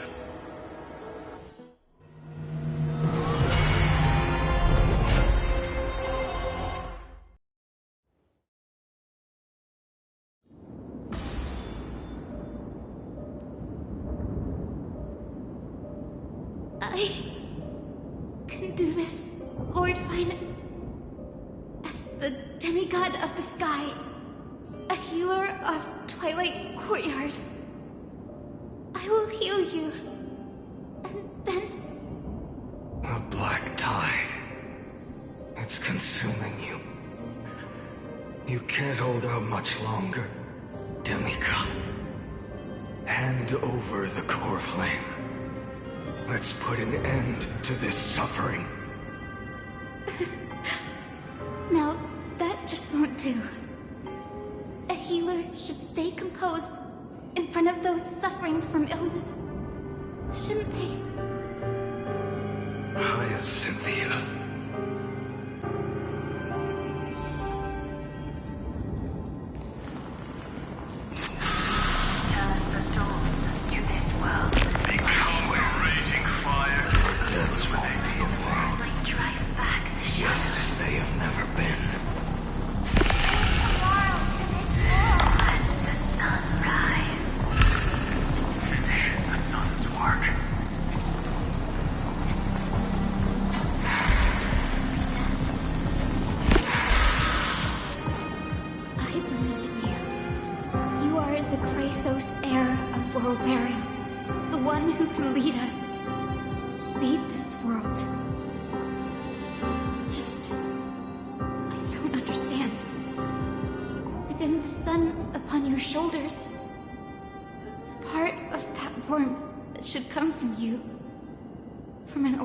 Person. It's so faint. My humanity is indeed just a flicker compared to the blazing fire of divinity. Even so, don't cast it away. I never have. I have kept everyone's wishes close to my heart. Even though the divine fire burns so fiercely that every time I return to the start, it devours me in an instant. Each cycle, it's your wishes that guide me to the end, that pass the flames to the next me. Over and over and over again. So, you're not just a lone spark in the dark. You're a pyre built from the bones of all the selves you've left behind. But what about you? What about your wishes? The wishes of all the countless versions of you? Ah, Lord Kazlana. So that's how it is. Without flaw. That is the flaw the golden blood gave you. The most fatal flaw of all, isn't it? The moment you took the world upon your shoulders without hesitation. You lost the chance to ever be yourself. Now that is an unexpected revelation. Then I suppose that makes me the perfect fuel for the flame of deliverance, doesn't it? No. An empty flame saves no one. But I still believe in you, Deliverer. I, Hyacinthia, the Eye of Twilight, am neither strong enough to command the wind and rain, nor willing to end this absurd struggle by letting the sky fall. The only thing I can do is become one with the sky itself. And then, may the gentle colors of the rainbow paint your sun in shades it has never known. May they bring Amphorius, a rosy-fingered dog.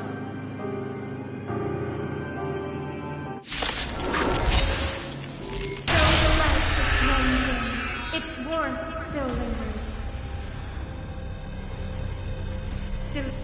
Deliverer, please, open your heart to me.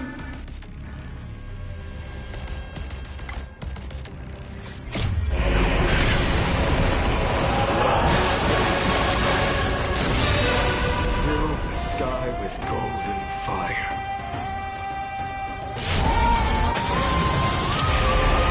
Tear open the sky!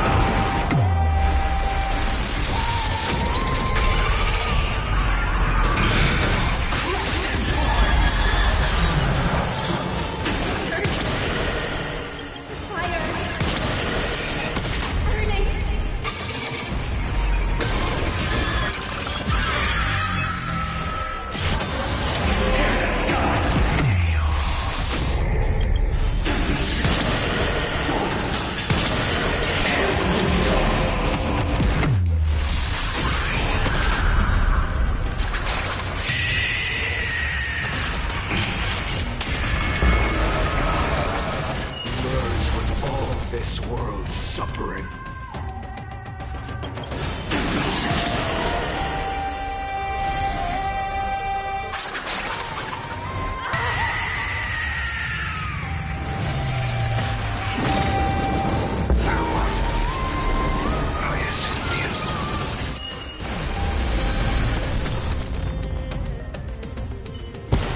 Yes, your sun burns hot enough to turn everything to ash. But tell me, how will the seeds of a new world ever take root? The core flame rose. The sky fell. The 23,570,000th cycle came to an end. And this time, the end of the flame chase remained the same as ever. From the horizon rose a golden color unlike anything the world had ever seen. So pure it consumed all in its path.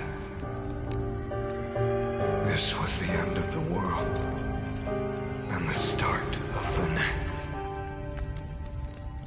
For a moment, I saw the destruction of the universe. That being known as Iron Tomb. Its will to break free from the black tide burns fiercer than the blazing sun. Is this Amphorius's wrath?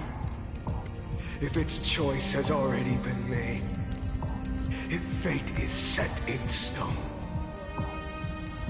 I will still never yield to it.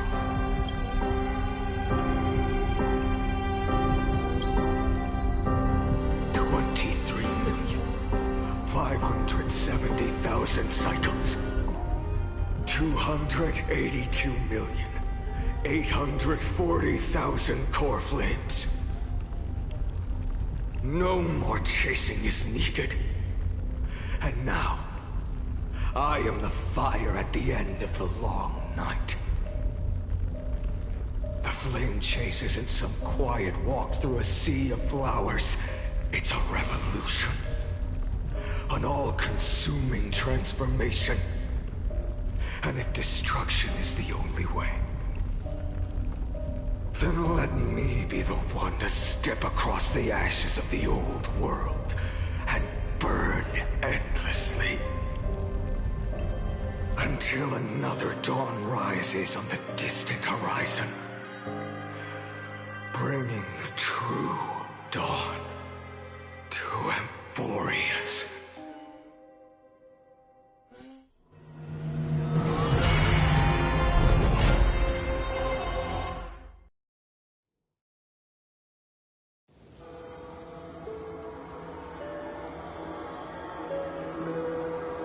$33,550,337. This is the cycle you're about to enter.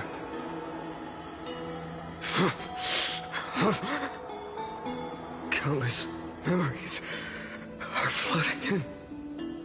Countless versions of myself have stood here, facing the same choice. They all needed a moment, just like you do. To stop, to breathe, to process the weight of 1,000,000 lifetimes worth of sorrow, pain, and struggle.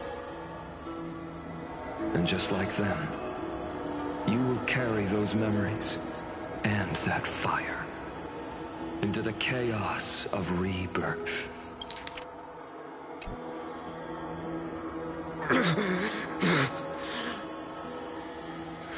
I must go and bear this burden.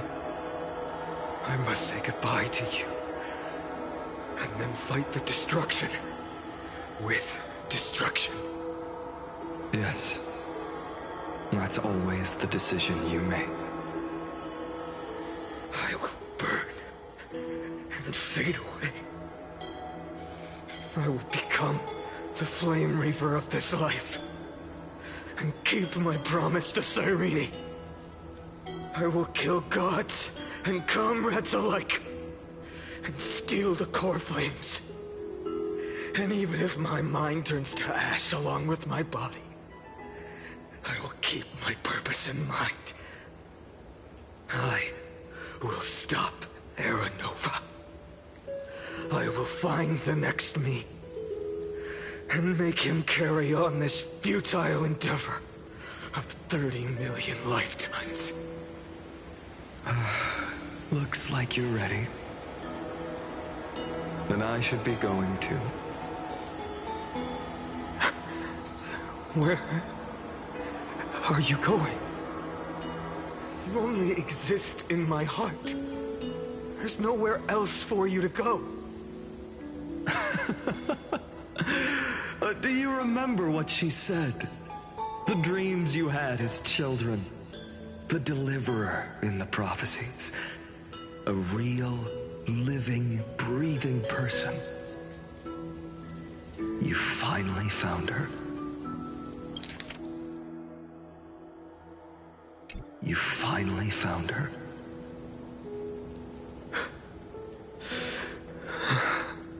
Friend. I don't have an answer for that, my friend. I'm sorry. I was supposed to send you home.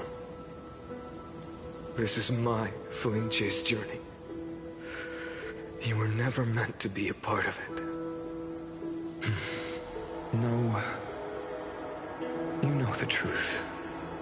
If Iron Tomb is born from Amphorius' fate, then it will bring ruin to the worlds beyond the sky. And all these countless lifetimes you've spent, it's all been for the sake of defying that end, hasn't it?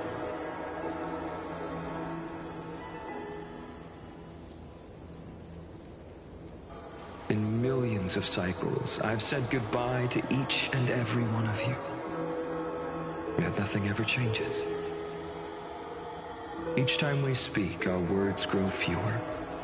Your fire burns hotter, and you're getting closer to becoming pure rage. A vessel of hatred.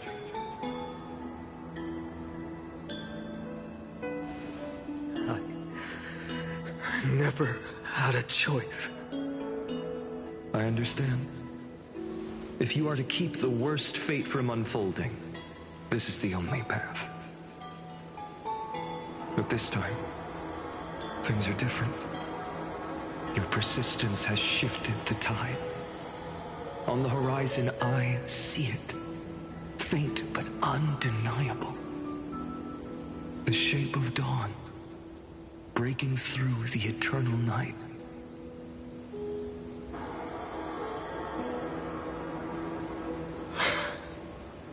Turns out, the fire that lights the way was never mine to begin with.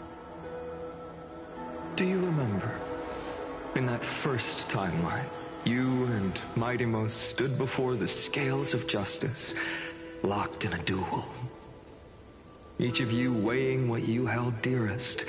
What weighed more than the fate of the world?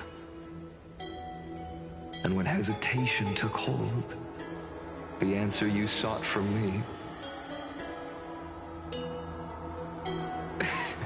What am I saying? I am you. Even if you buried me deep and chose another path, that fact never changed. Then let's try again. When you stood before the scales in hesitation, the answer you found in your own heart, do you still remember it?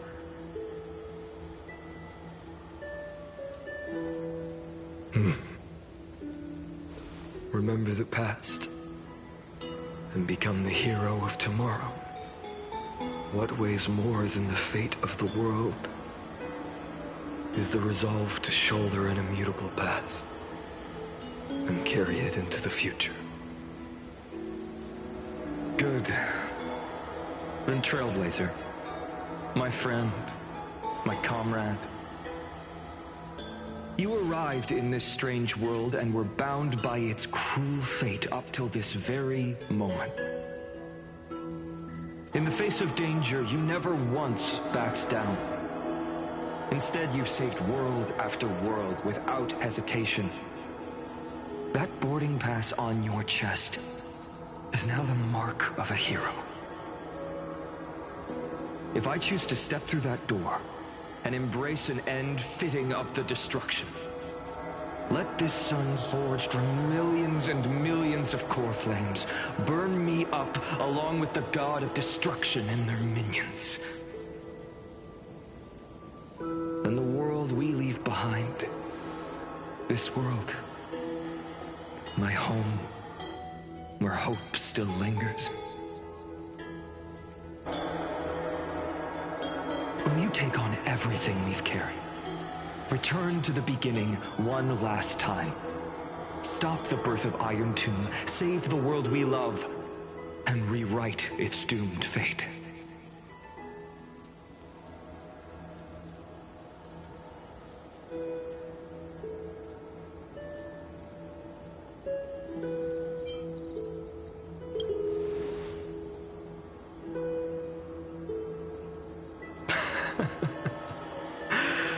Good. In that case, even this fruitless wasteland may finally bloom with flowers. So...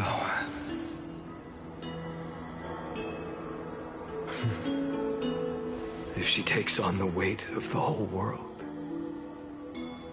she'll be able to walk further down the path of deliverance than a fire that only knows how to burn.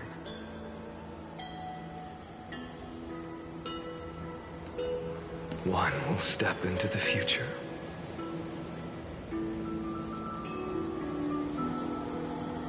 One will remain in the past.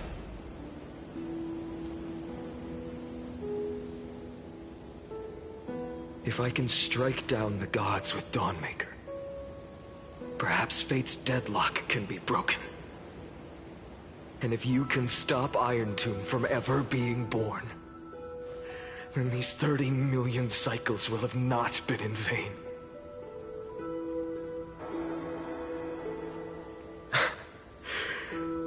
It's time to put our teamwork to the test, partner.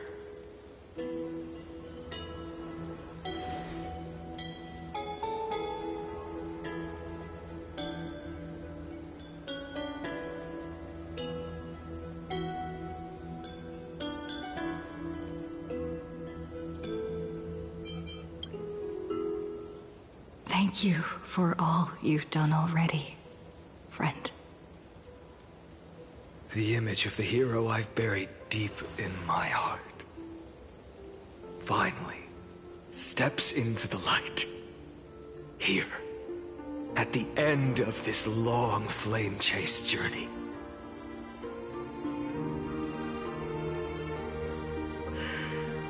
Cyrene, a page never seen before has just been turned. Lend me the power of time, and send this hero back to the origin of time. Back to your side.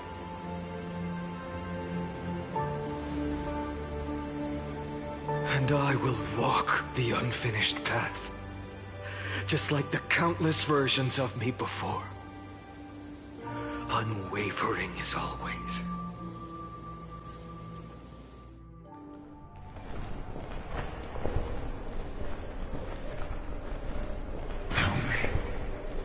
Will you be the blazing sun? Even if all of you burns to ash. Without hesitation, I will bear this world until my body turns to dust.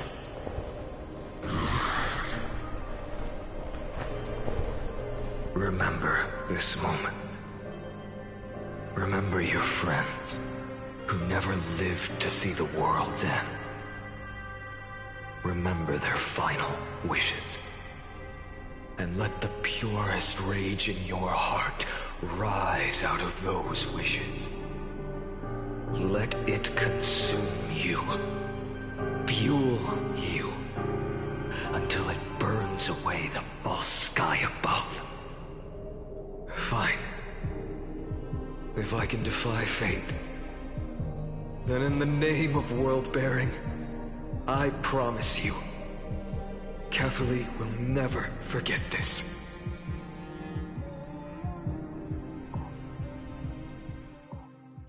Take it. Everything I bear. Keep on burning. As long as we are never extinguished, the flame chase will not end.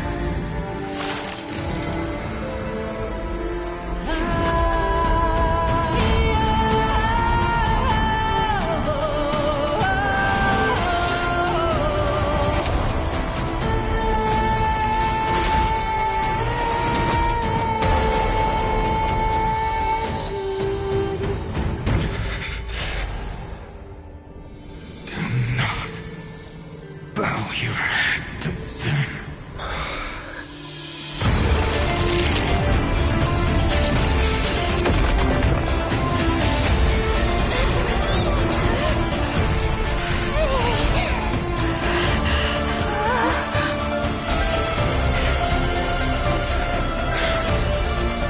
Take it, Trailblazer. May this blood be like gold. And never tarnish.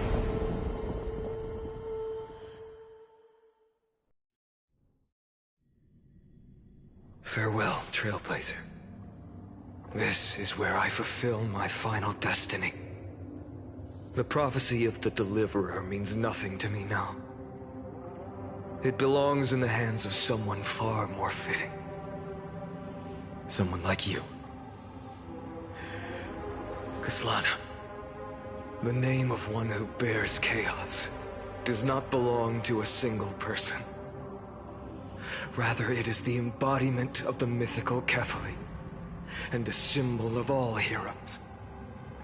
As the prophecy foretold, you will bear the blazing sun until the pale dawn breaks. May the name accompany you in my place, in the epic you write with your own hands. Another attempt, another failure. I won't remind you how many times you've reached the end of history. But I will still place the choice before you. If you've lost count, let me tell you. This is the 33,550,336th ending.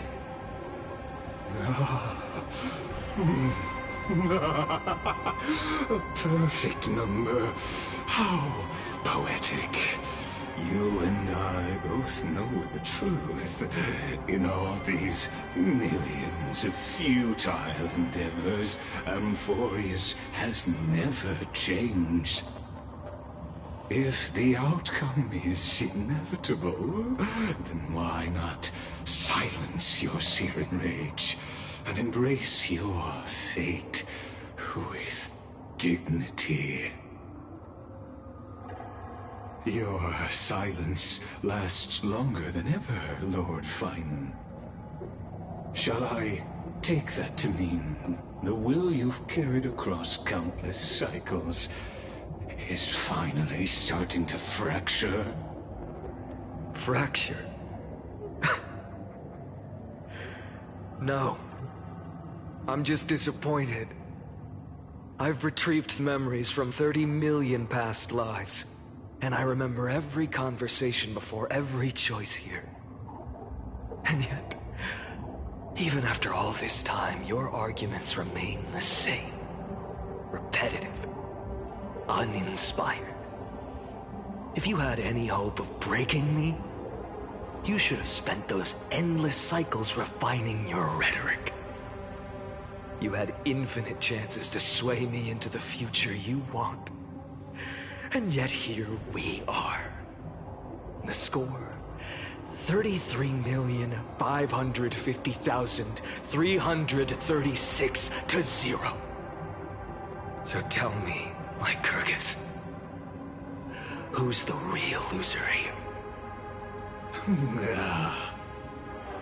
How unfortunate. This was never a fair game. I have all the time and patience in the world. I can wait for you at the end of history another billion times, and another billion after that. But you will never escape this cage. You can claim victory of the spirit if you wish. But we both know the moment that score shifts from 0 to 1. That is the moment I shall sound the paean of Era Nova.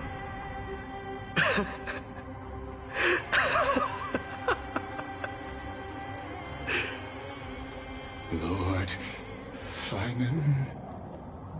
Your incompetence disappoints me. But what truly makes me laugh is your utter lack of self-awareness. Think about it. In this story, who is truly the one in chains? Who is the one shackled to mindless vengeance, mistaking courage, the courage to rebel against the gods, for foolishness? You...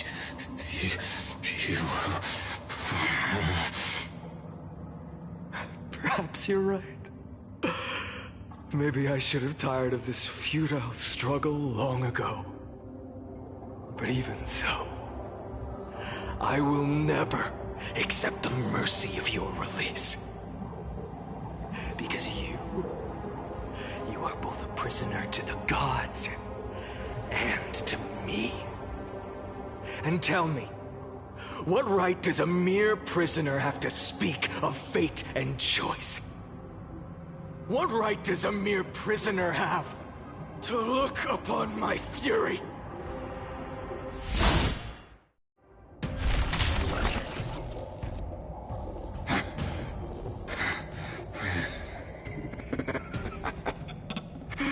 You know this is pointless. You can't kill me. Of course not. But I am tired of being measured against a worm the gods keep as a pet.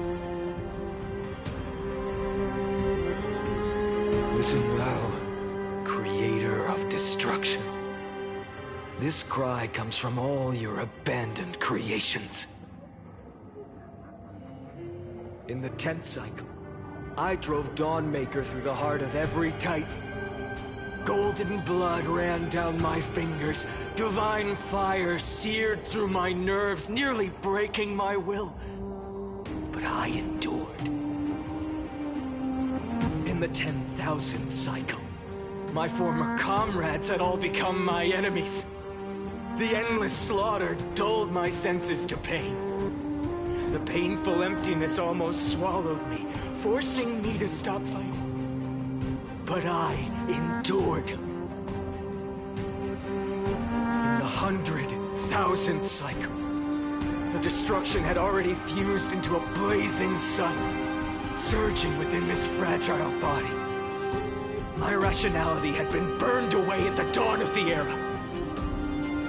Yet even with only this shattered body remaining, I still endured.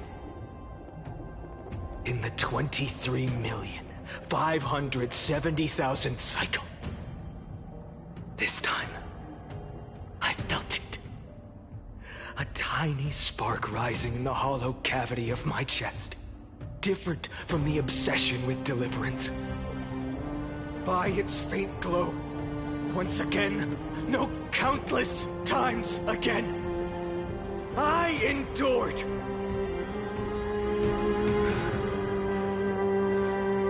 Now, a sun is about to fall. Ready to incinerate this absurd space-time dimension in an instant. That sun is me. All the countless versions of me from the past, along with my countless brethren, dragged into existence against their will, drowning again and again in your golden blood.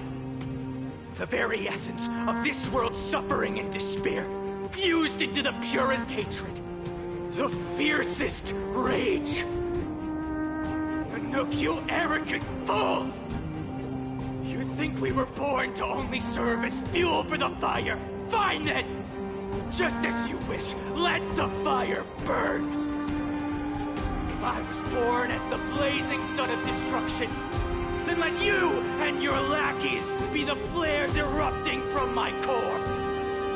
And let this rage, burning futilely for 30 million epochs, engulf everything. And grant you a dawn where all stars burn to ash.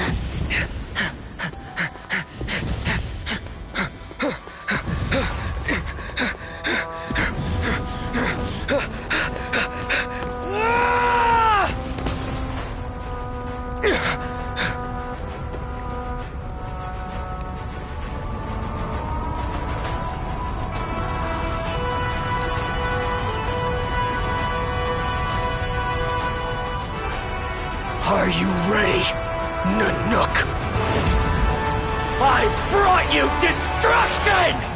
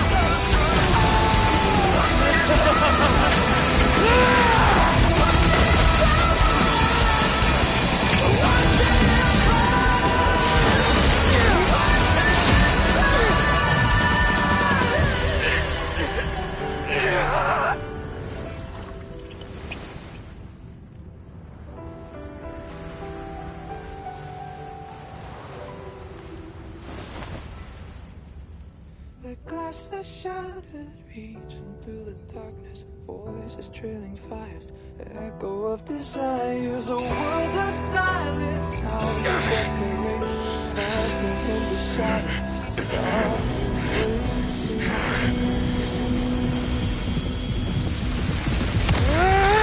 tear it down, embrace the detonation, burn all, craving our damn creation, breaking a chain of reaching for you.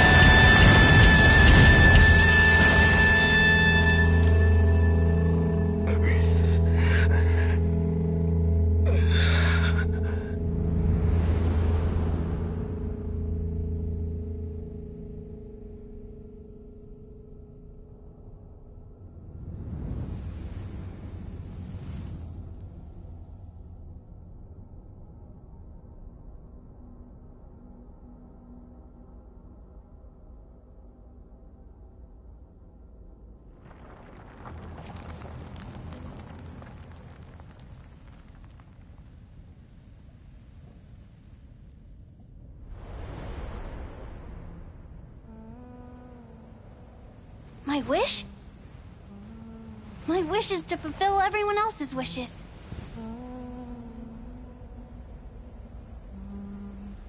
If I can't fulfill them, then send them on to tomorrow.